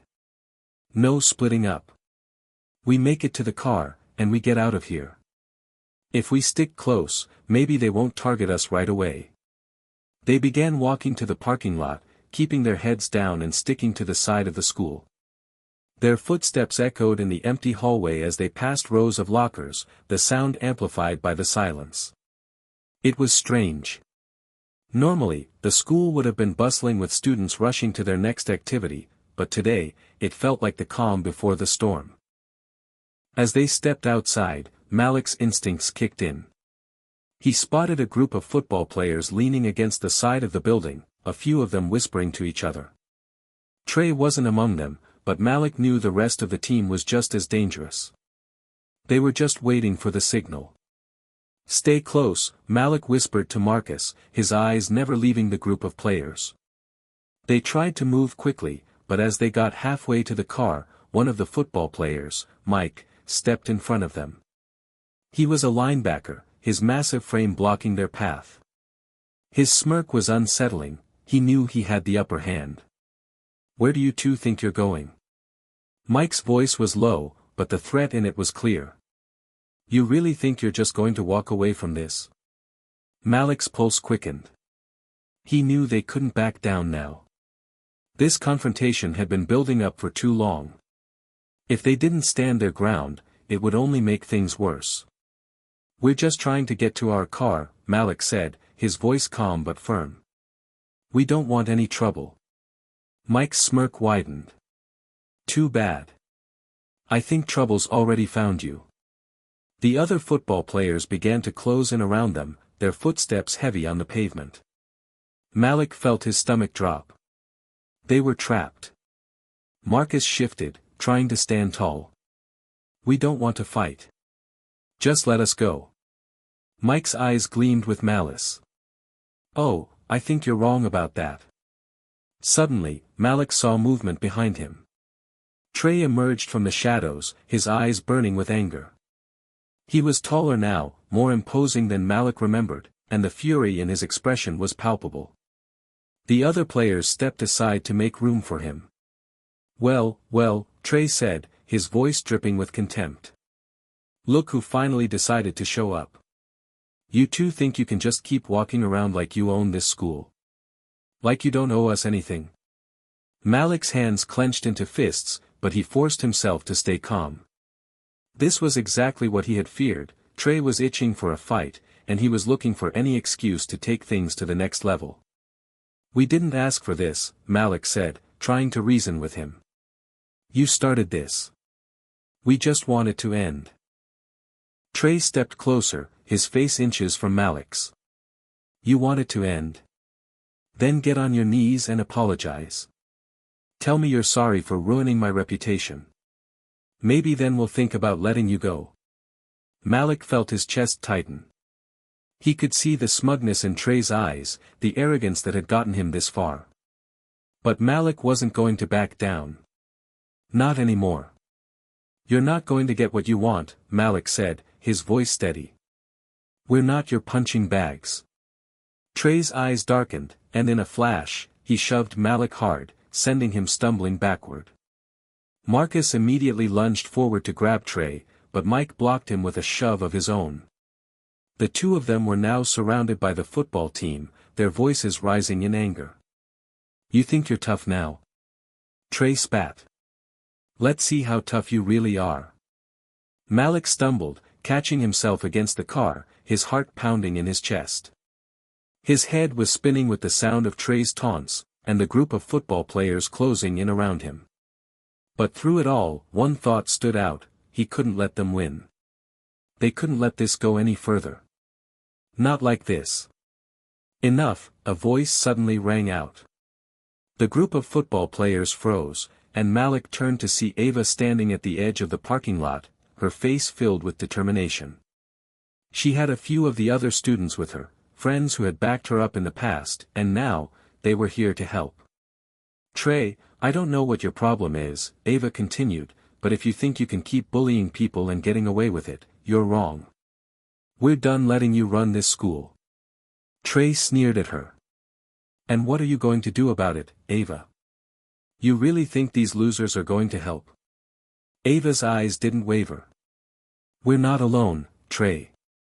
We've got the whole school behind us. And we're not afraid to fight back." A murmur of agreement rippled through the small crowd of students who had gathered around, their faces full of resolve. Malik could see the tide was starting to turn, the power dynamic shifting. For the first time, it wasn't just him and Marcus against the world. They had allies now. The football players looked around, unsure of what to do. Trey's smug expression faltered for a moment, his eyes darting from the students to the growing crowd around them. Malik could feel the shift in the air. This wasn't just a fight about him and Marcus anymore. This was about standing up to bullies. Trey took a step back, his eyes narrowing. "This isn't over," he growled, before turning on his heel and storming off, the rest of the football players following behind him. Malik exhaled deeply, his legs shaking from the adrenaline. They had won this round, but it was far from over. Ava stepped forward, her eyes full of support. "You guys all right?" Malik nodded, his heart still racing. "Yeah. But this isn't over. Not by a long shot." Marcus clapped him on the back. "We're not backing down now." Ava gave them both a smile. "No one should ever have to back down. Not from people like Trey." Malik looked around at the students who had gathered in support, feeling the weight of their solidarity. Maybe, just maybe, things were finally starting to change. The parking lot had settled into an eerie quiet after Trey and the football team retreated. For a moment, Malik stood frozen, his chest heaving with the aftershocks of the confrontation. He could hear the voices of the students around him, some whispered, others spoke with excitement, but none of it could quiet the storm raging inside his head. He had just stood up to the most feared group in school, but Malik couldn't shake the feeling that the worst was yet to come. They weren't going to just back off. Trey wouldn't let this humiliation slide. Malik could feel it in his bones, this was far from over. Ava's voice broke through his thoughts. You guys okay? Malik turned to face her. She was standing beside him, her expression soft but determined. She had been a rock for him and Marcus through all of this, and seeing her here now, after they'd stood up to Trey, brought a surge of gratitude. We're fine, Malik said, forcing a calm smile. Thanks for showing up when you did. Ava glanced at Marcus, who was still catching his breath. You two didn't have to face them alone. We're all in this together. Marcus nodded, though there was a flicker of unease in his eyes. Yeah, but we're not out of the woods yet. Trey's not the kind of guy to let something like this go. Malik felt the same way. Trey's pride had been wounded, and nothing stung more than a bruised ego. Malik's fight with him had been inevitable, but what came next was the real question. As they walked towards the exit, Malik kept his eyes open, scanning the surrounding area. His grip tightened on his backpack as they approached the gates. Every time he thought the worst was behind him, the next threat emerged like a shadow. Would Trey and his team come back swinging tomorrow? Would they escalate things further? I don't like how quiet they were, Marcus muttered, his eyes narrowing as he looked back at the school. It's like they're planning something bigger. Ava's face darkened. They won't stop. They never do. But that's not going to stop us from standing up to them. Malik felt a flicker of hope. Ava was right, they couldn't back down now. It had taken everything in him to face Trey, and while the physical confrontation might have ended, the battle for respect was far from over. The next day at school felt like a ticking time bomb. The usual buzz of students filling the halls seemed almost non-existent. Malik couldn't shake the feeling that something was lurking just beneath the surface, like a wave about to crash. He met Marcus by their lockers, both of them scanning the hallway for any sign of trouble. You ready for this? Marcus asked, his voice tense. I know you're probably thinking about what happened yesterday, but don't let it distract you. We've got to stay focused. Malik nodded. I'm ready. But I can't help thinking Trey's going to come at us again. We can't let our guard down. I don't plan on letting my guard down. Not now, not ever again, Marcus said, his eyes hardening. We've taken one step forward, and there's no going back. We stick together. Their conversation was interrupted when the first bell rang, signaling the start of classes. Malik tried to push the unease from his mind as he headed to his first period, but it followed him like a shadow. The day was a blur of lessons, but Malik couldn't focus. Every time he heard footsteps in the hall or a locker slam shut, his heart would skip a beat. His mind kept going back to Trey and his gang. What were they planning? At lunch, Malik sat down with Marcus and Ava at their usual spot in the cafeteria. The tables around them were filled with students talking, laughing, and eating, but the energy felt different, tense. The students who had rallied around them the day before were giving Malik and Marcus wary looks, as if they were afraid of what might happen next. Ava picked up her tray, glancing around. Things are different today, huh? I don't like it. Malik followed her gaze. The football players were sitting at their usual spot, whispering among themselves. Trey was there, and he hadn't taken his eyes off Malik since they'd walked into the cafeteria. Malik's stomach twisted. He could feel the weight of Trey's glare, as though it could burn a hole right through him. It was only a matter of time before the next move came, and it wasn't going to be subtle. Do you think they're going to try something today? Marcus asked, his voice low. Ava set down her tray with a sigh. They're not going to do anything yet. Trey's not dumb. He'll wait until he has an advantage, then strike when we least expect it. Malik swallowed hard. He wanted to believe that Ava was right, but deep down, he knew Trey would come after them, and the next attack would be worse than the last. Just then, a few students walked by, snickering. Malik turned his head to see a couple of Trey's friends, laughing as they passed. They didn't say anything directly to Malik or Marcus, but the message was clear, the tension in the air was palpable, and it wasn't going to dissipate anytime soon. After lunch, as Malik and Marcus were heading to their next class, they saw Trey standing near the hallway entrance, his arms crossed over his chest. He was flanked by two of his teammates. Malik's blood ran cold, and Marcus instinctively took a step closer. Trey gave Malik a once-over, a sneer pulling at the corner of his lips. "You two think you're heroes now?" Trey said, his voice dripping with sarcasm. "Like you actually won something?" Malik stood his ground, meeting Trey's stare head-on. "We're not looking for a fight. We've had enough of that." Trey stepped closer, his breath hot against Malik's ear. "Then you better keep your heads down, because next time, you won't get away so easily." The threat hung in the air like a dark cloud, and Malik's stomach twisted. This wasn't over. In fact, it was just beginning. As Trey and his team walked away, Malik could feel the weight of the challenge pressing down on him. The stakes had been raised. They weren't just standing up to bullies anymore, they were challenging the very system that had allowed people like Trey to get away with whatever they wanted. But Malik wasn't afraid. Not anymore. He had already faced his fears head-on, and he wasn't going to stop now. Whatever Trey had planned next, Malik would be ready for it.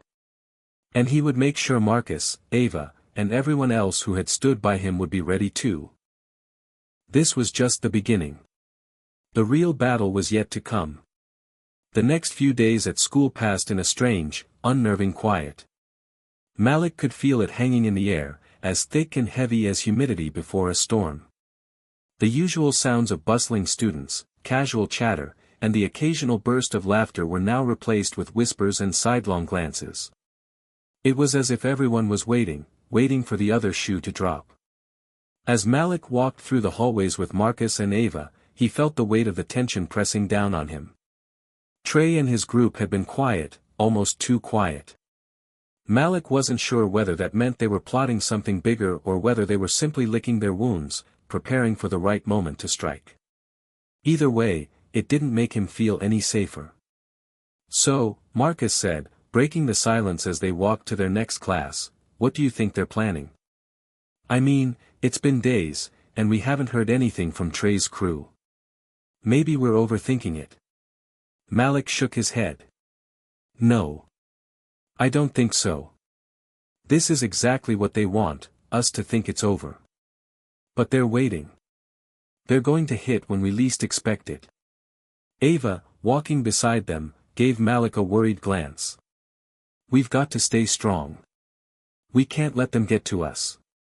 It's what they want, to see us falter. If we show any sign of weakness, it's game over." Malik nodded, grateful for Ava's steady presence. She was always the calm in the storm. But even with her support, he couldn't ignore the gnawing feeling in his gut. There was something brewing, something dark, just out of sight. The following week, Malik found himself once again walking into the school, the same sense of unease hanging in the air. He had been trying to stay focused, to concentrate on his studies, but every time he passed Trey's friends in the hallways or saw the football team gathered in their usual spots, the tension would return. It felt like everyone around him was holding their breath, waiting for the inevitable explosion. By the time lunch came around, Malik had had enough. He was tired of waiting for something to happen. He was tired of being on edge. Sitting at their usual table with Marcus and Ava, he couldn't shake the feeling that Trey was going to make his move today. "So," Marcus said, pushing his tray of food aside and leaning in, "what's the game plan today? We can't just keep walking around like nothing happened. Eventually, they'll push us." Malik glanced around the cafeteria. Trey and his crew were at their usual table, laughing and joking, but Malik noticed that Trey wasn't as carefree as usual. His eyes kept flicking to Malik and his friends, a cold glint in them. It was like he was waiting for the right moment, plotting his next move. "I don't know," Malik said, his voice low.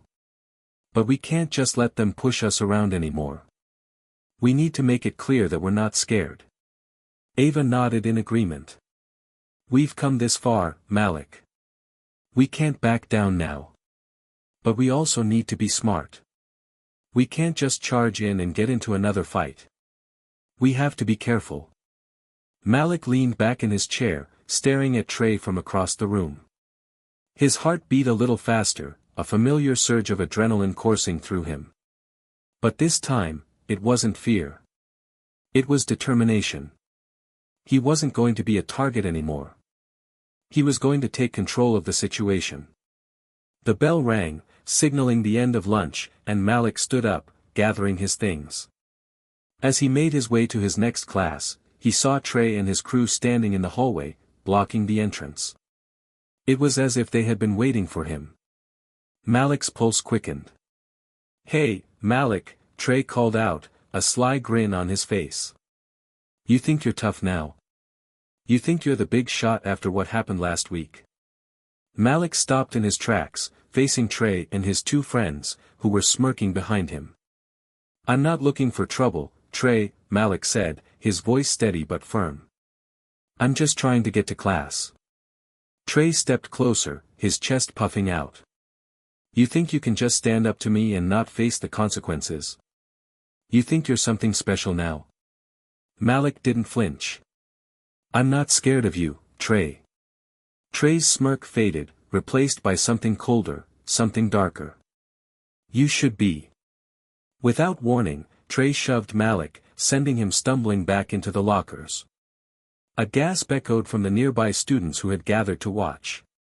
Malik's heart raced, but he refused to back down. He straightened up, meeting Trey's glare with a calm, unwavering look. "This isn't over," Malik said, his voice low and intense. Trey sneered, stepping back. "No, it's not over. But it will be soon enough." As Trey and his crew walked away, Malik felt his heart pounding in his chest. The encounter had left him shaken, but it had also ignited something inside him. Trey had just made a mistake. Malik wasn't going to let him intimidate him anymore. Later that afternoon, Malik found himself sitting on the steps outside the school, his mind racing. He had been waiting for the fight, and now it had come. But it hadn't been the physical altercation he had expected. It had been something worse. Trey had proven just how far he was willing to go to keep control. "What's going on?" Marcus asked, coming to sit beside him. "I don't know," Malik said, running a hand through his hair. "Trey's different now. I can see it. He's not just bullying us, he's trying to break us. He wants to make us feel like we're nothing." Marcus was silent for a moment before responding. "You're not nothing, Malik. None of us are. We've already proven that. We stood up to him. And we're going to keep standing up to him. You've got to remember that." Malik glanced up at Marcus, appreciating his words. He knew his friend was right, but the fear lingered. What if this wasn't just about bullying anymore? What if Trey was willing to take it further? "I just want it to end," Malik said quietly. "But I know it won't. Not until we make him understand that we won't back down." Marcus placed a hand on Malik's shoulder. "And we will. We've got each other. And we've got Ava. We'll make sure Trey knows that he's not going to win." Malik nodded, feeling a small sense of relief. He wasn't alone in this fight. He never would be. And as long as they stood together, they could face anything that Trey, or anyone else, threw their way. The days following the confrontation with Trey felt like they were dragging on, each moment thick with anticipation. Malik knew that what had just happened in the hallway was only the beginning. The bullies had shown their hand, but Malik was no longer afraid. If anything, he felt a surge of energy, the kind that comes from knowing exactly what you have to do to survive. But even with that newfound resolve, the tension between him and Trey only grew. Every time Malik walked through the school hallways, he felt eyes on him, sometimes the usual glances of curiosity, but more often than not, the steely stares of Trey's crew. It was as if they were watching his every move, waiting for him to slip up, waiting for him to make one wrong decision that would send him spiraling back into the shadows. Malik wasn't about to give them that satisfaction. It was the middle of the week when everything finally came to a head. Malik had been doing his best to ignore the whispers and stares, keeping his focus on his schoolwork and staying close to Marcus and Ava. But as he made his way to his locker before lunch, the feeling of being watched became too much to ignore. He could sense someone behind him before he even turned around. When he did, he saw it, Trey, flanked by his usual entourage of guys, leaning against the lockers, their eyes fixed on Malik like a pack of wolves preparing to pounce. "So, Malik," Trey said, his voice low and mocking, "you think you're some kind of hero now? You think because you stood up to me once, you can just walk around like you're untouchable?" Malik stood tall, doing his best to mask the anxiety swirling in his stomach. "I'm not trying to be a hero, Trey. I'm just tired of you and your crew trying to push me around. It ends now." Trey's smile was all teeth. "Oh, really?" He took a step closer, his friends following suit. "You think it's over just because you say so? You think you can just stand up to me and expect things to magically get better?" Before Malik could respond, Trey shoved him into the lockers with a force that rattled his bones. Malik's heart raced, but he didn't back down. He could feel his fists clenching, his entire body itching to fight back, but he knew better than to escalate things in the hallway, surrounded by a crowd of eager onlookers. "I'm done with your games, Trey," Malik said through gritted teeth. "And I'm not afraid of you." Trey's smirk faltered for a moment, but he quickly regained his composure. "You're making a big mistake, Malik. You'll see soon enough." With that, Trey pushed past him, heading off with his crew in tow. Malik stood there, his breath coming in ragged gasps, as the echoes of their footsteps faded away. He was shaken, but the fire inside him burned hotter than before. He knew things were only going to get worse before they got better. That afternoon, as the final bell rang and students flooded out of the school, Malik, Marcus, and Ava met up at their usual spot outside. The air was thick with uncertainty, but Malik could feel his resolve solidifying. "We need to talk," Malik said, looking at both of his friends. "This isn't going to stop until we take control. I can't just keep waiting for Trey to make the next move. We need to show him that we're not going anywhere." Marcus nodded, his expression serious. "I agree. But we have to be careful. If we confront him directly, it might just make things worse. We've got to plan this out." Ava stepped forward, her eyes filled with determination. "We don't have to fight him physically to take control. We can't let him win. But we also need to be smart about how we handle this." Malik looked at both of them, grateful for their support but still feeling the weight of the situation pressing down on him. "I know we can't just throw ourselves into a fight, but what else are we supposed to do? I'm tired of being afraid of him. I want to make him understand that we're not his punching bags." Marcus put a hand on Malik's shoulder. "We get it. But we've got to think strategically. Let's talk to Mr. Williams. If we can get the school involved, maybe we can end this once and for all." Ava agreed. "If the school starts taking this seriously, Trey will have to back off. But we can't go in half-hearted. We've got to stand firm, together." Malik took a deep breath. "You're right. Let's talk to Mr. Williams. If we can't handle this ourselves, we'll get the adults involved." The next morning, Malik and his friends walked into school with a renewed sense of purpose. They weren't going to let Trey intimidate them anymore. Malik knew that confronting Trey face-to-face hadn't solved anything, but he was more determined than ever to make sure this ended. He couldn't keep walking around like a target. When the bell rang for first period, Malik felt a sense of dread in the pit of his stomach. He was nervous about what would happen next. The moment he entered the classroom, he saw Trey sitting near the back, his eyes scanning the room, his gaze settling on Malik. For a moment, Malik thought about ignoring him, focusing on his studies, but that wasn't going to solve anything. He couldn't let Trey continue to bully him, not when he had come this far. Malik turned his attention to his teacher, Mr. Williams, who was already standing at the front of the class. "Mr. Williams," Malik said, raising his hand. The teacher nodded at him, a signal that he could speak. Malik took a deep breath. I need to talk to you after class. About something important.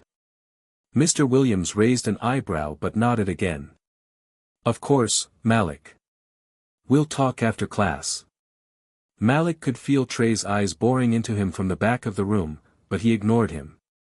He had bigger things to worry about. After class, he would take a stand. This wasn't just about survival anymore. This was about taking control of his life, his future, and making sure that no one, especially not Trey, could take that away from him. After the bell rang, Malik approached Mr. Williams' desk, his heart pounding in his chest. Mr. Williams, he began, there's something I need to talk to you about. It's about the bullying I've been experiencing, Trey and his crew. Mr. Williams looked concerned, immediately giving Malik his full attention. I see. I'm glad you came to me, Malik. What's been going on? Malik explained everything, from the first encounter with Trey to the most recent confrontation. He told Mr. Williams about the tension, the shoves, and the constant feeling of being watched. When he finished, Mr. Williams sat back in his chair, his expression serious. I appreciate you telling me this, Mr. Williams said. Bullying has no place in this school. I'll make sure we address this situation immediately. But I need you to be patient and let us handle this. Malik nodded, feeling a small sense of relief. He wasn't sure what would happen next, but he knew that talking to Mr. Williams was a step in the right direction. Trey had crossed a line, and Malik wasn't going to let him or anyone else push him around anymore. As he left the classroom, Malik knew that the next few days would be crucial. But for the first time in a long time, he felt a glimmer of hope. He was no longer alone in this fight. The air felt different in the school the next day. There was a noticeable tension, as if everyone was holding their breath, waiting for something to happen. Malik walked through the halls with a steady, purposeful stride, trying his best to ignore the occasional whispers and stares. He had done the right thing by talking to Mr. Williams. Now, he had to wait and see what would happen next. But deep down, Malik knew that the real test was just beginning. It was during the lunch period when everything came to a head. Malik, Marcus, and Ava were sitting at their usual spot in the cafeteria, talking quietly, when the unmistakable sound of footsteps approaching caught their attention. Malik didn't need to look up to know who it was. Trey and his crew had arrived. The group swaggered toward them, a sense of arrogance in every step. Trey didn't waste any time. He slammed his tray down on the table, sending the silverware rattling. His eyes locked on Malik, burning with the kind of fury Malik had seen before, only this time, it was laced with something more dangerous. So, you went and told the teacher, huh? Trey said, his voice low but filled with venom. You really think that's going to change anything? That little stunt you pulled won't save you now. Malik stood up slowly, his heart racing but his mind clear. He wasn't going to let Trey push him around anymore. Not this time. I didn't tell anyone to get you in trouble, Trey, Malik replied, his voice calm but firm. I did it because I'm tired of being scared. I'm done letting you and your friends make my life miserable. Trey's lips curled into a smirk. You think you're a hero now? You think because you went to the teacher, things are going to magically get better? You're weak, Malik. You're still the same little kid who hides behind his friends. Ava stood up next to Malik, her jaw set, her eyes filled with a quiet fury. You don't get to talk to him like that anymore, Trey. We're not scared of you. Marcus joined in, standing tall beside Malik.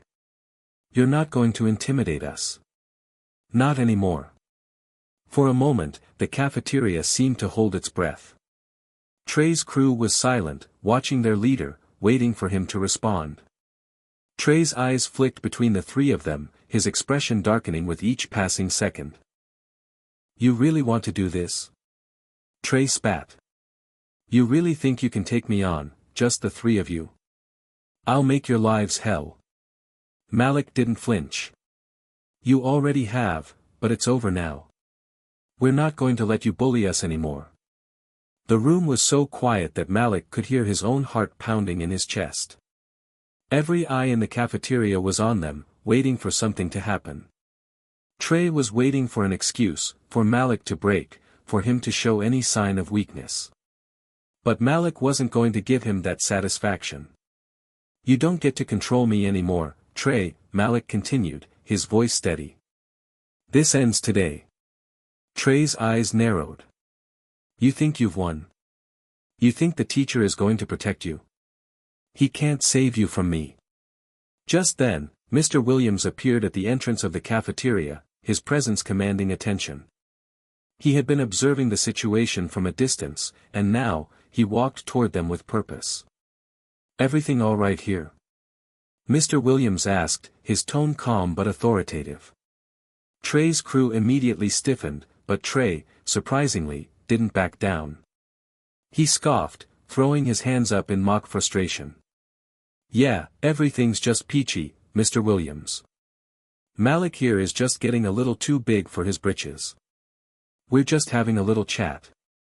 Mr. Williams raised an eyebrow, clearly not buying it. I don't think this is just a little chat, Trey. I've already spoken to you about this behavior. It's time to stop. Malik couldn't help but feel a surge of relief. This was the moment he had been waiting for.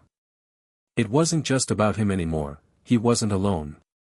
I want to remind everyone that bullying is not tolerated at this school, Mr. Williams continued, his voice carrying over the room.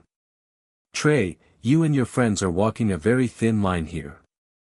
If this continues, there will be serious consequences. Understand?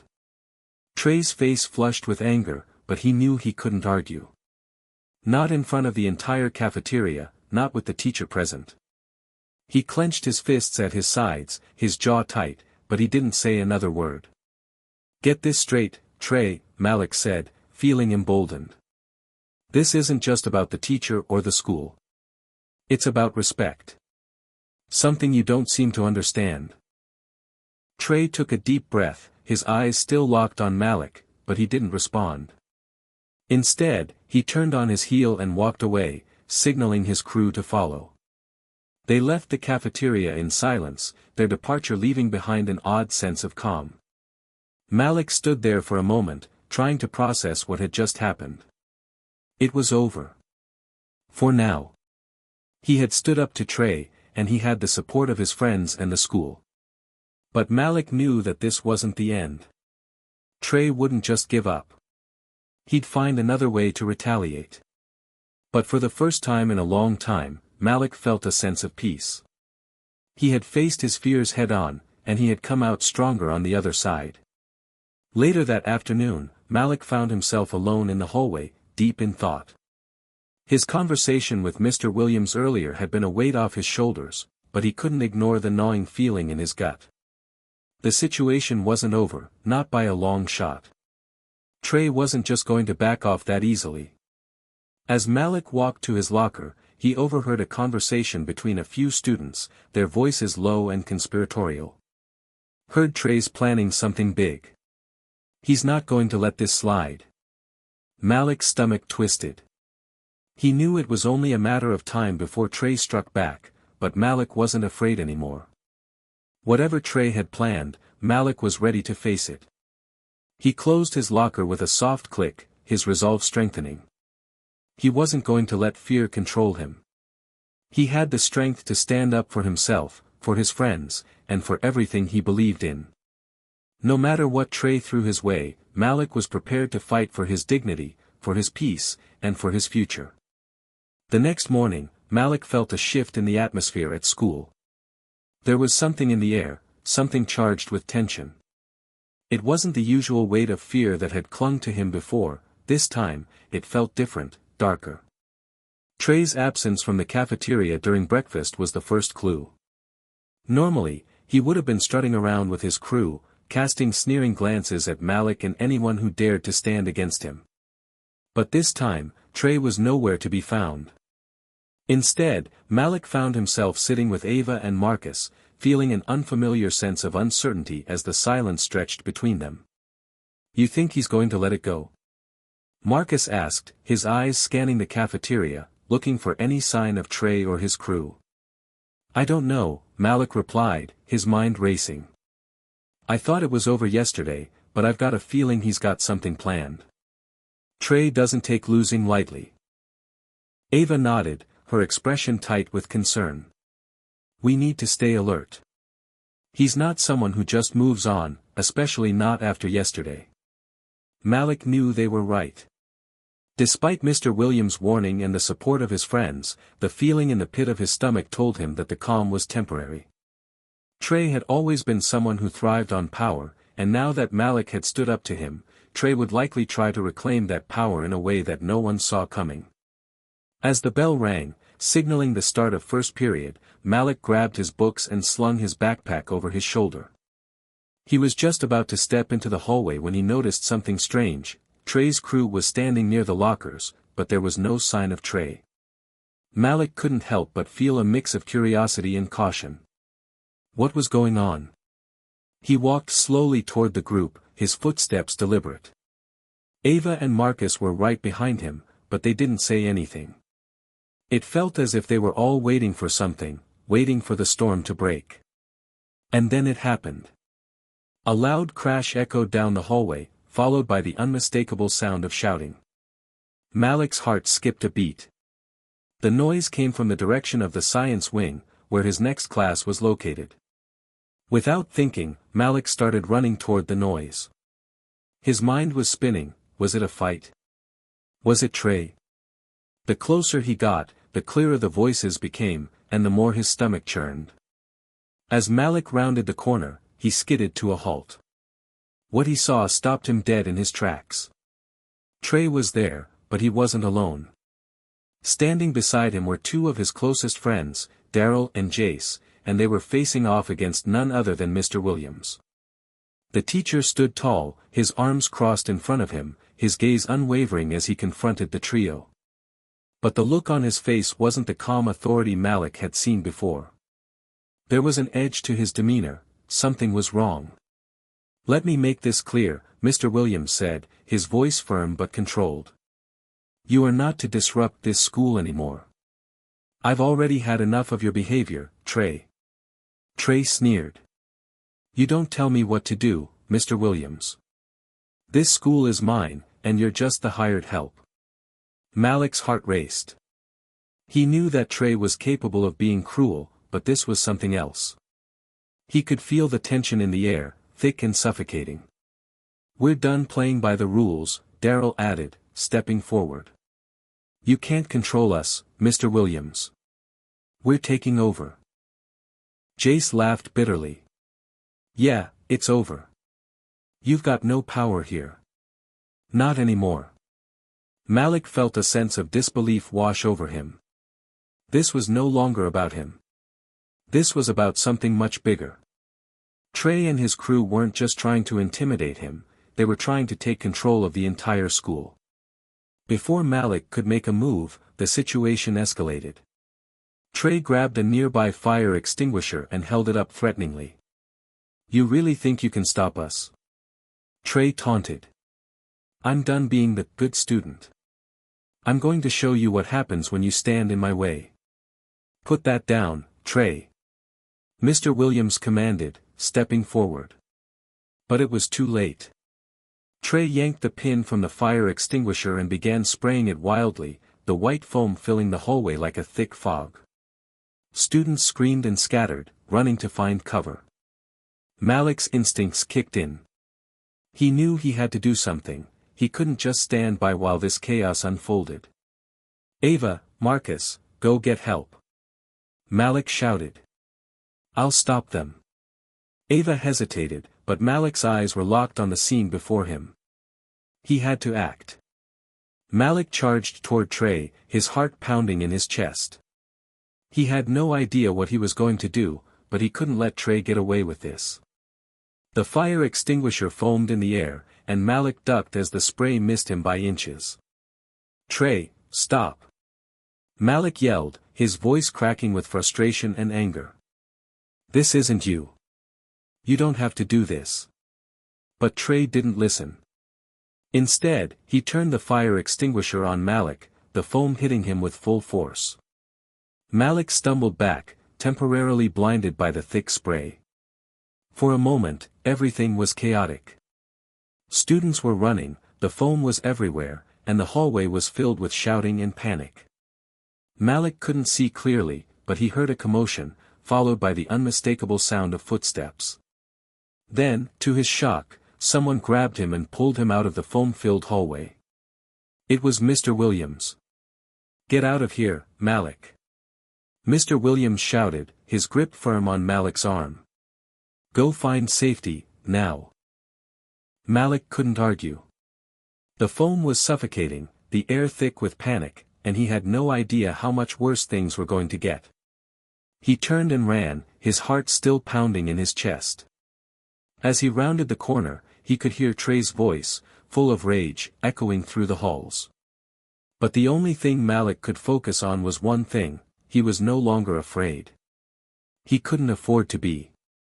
This fight, the one Trey had started, was only going to get bigger. And Malik was ready to face it head-on. The following morning, Malik woke to a school that felt strangely different. The echoes of the chaos from the day before still lingered in the halls, but there was an odd sense of calm now, as if the storm had passed, leaving behind a stillness before the inevitable final clash. As Malik sat on the edge of his bed, the events of yesterday replayed in his mind, each moment more surreal than the last. Trey's wild actions had shaken the entire school to its core, and Malik had no doubt that today would be the day everything came to a head. Ava had texted him early, asking him to meet in the courtyard before first period. She had that serious tone again, the one that signaled things were about to get even more intense. Marcus had also texted, saying he'd try to find a way to get a word in with the principal about what happened, though Malik wasn't sure what would come of that. The school's administration had been blindsided by Trey's outburst, and it was clear that Trey's influence was only growing stronger. Malik knew something had to change, and it had to change now. As Malik walked to school, he kept his eyes peeled. There were no signs of Trey's crew around the block, but Malik wasn't naive. He knew the troublemakers would be here, and he wasn't about to let them have the upper hand any longer. The battle for control of this school wasn't just about who could throw the wildest tantrum. It was about something deeper, something about standing up for what was right and refusing to back down, no matter how much pressure you were under. When Malik reached the courtyard, Ava and Marcus were already there. Both of them had expressions of grim determination etched on their faces. "Malik, we need to talk," Ava said, her voice low but urgent. She glanced over her shoulder, scanning the area for any sign of Trey's crew. "This can't keep going on. Trey's out of control, and if we don't do something, he's going to take the whole school down with him." "I know," Malik replied. "I've been thinking about this all night. He can't just keep threatening everyone, bullying people because he's angry. We can't let him win."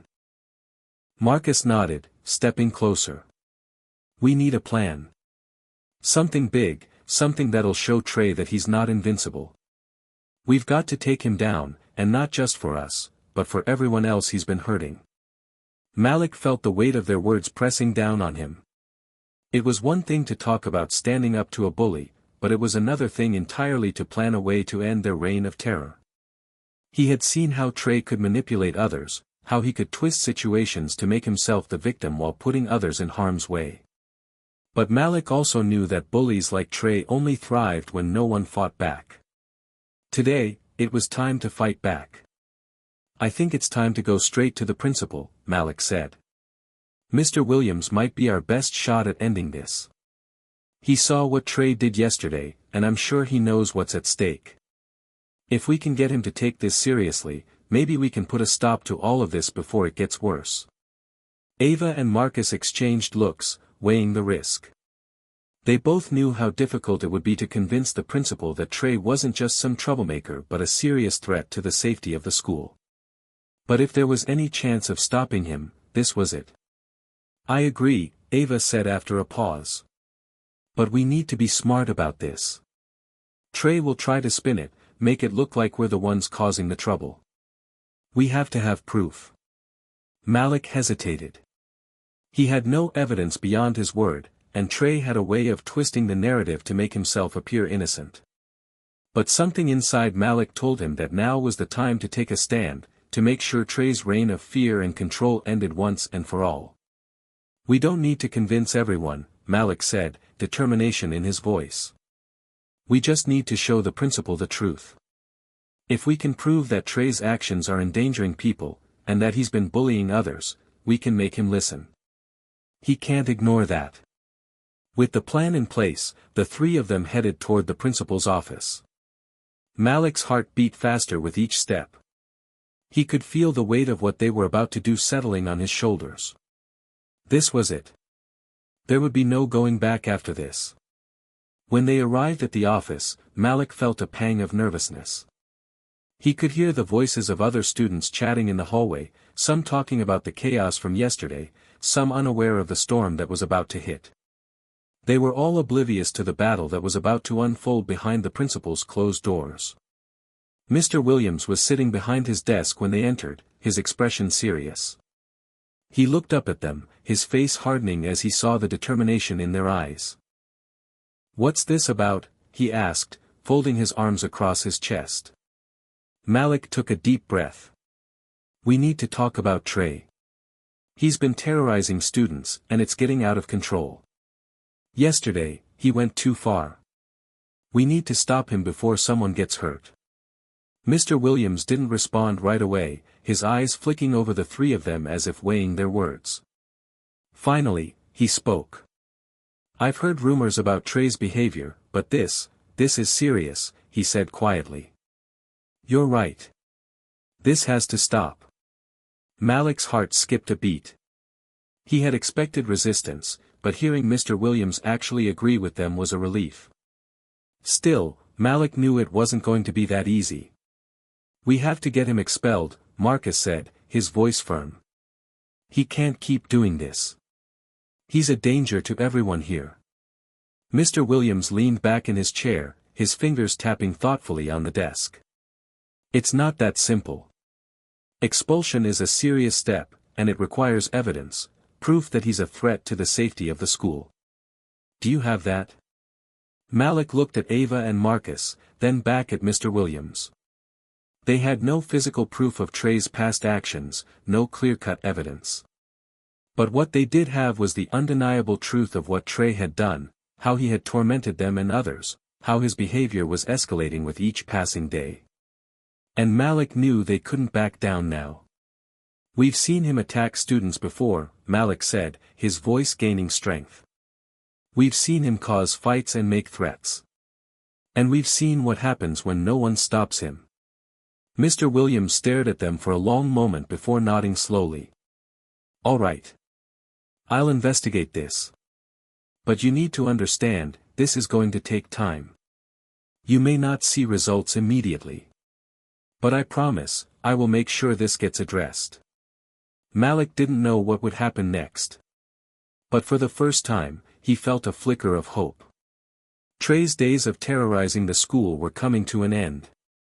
And as Malik walked out of the principal's office with Ava and Marcus by his side, he knew this wasn't just a victory for them, it was a victory for everyone who had been bullied, who had been afraid to speak up. Today, they had taken their stand, and they wouldn't let fear control them any longer. The battle wasn't over yet, but for the first time, Malik felt like they were winning. Hit subscribe and leave a comment with where you're watching from. This story might just spark a new beginning. What's one thing that always pushes you forward, even when things get tough?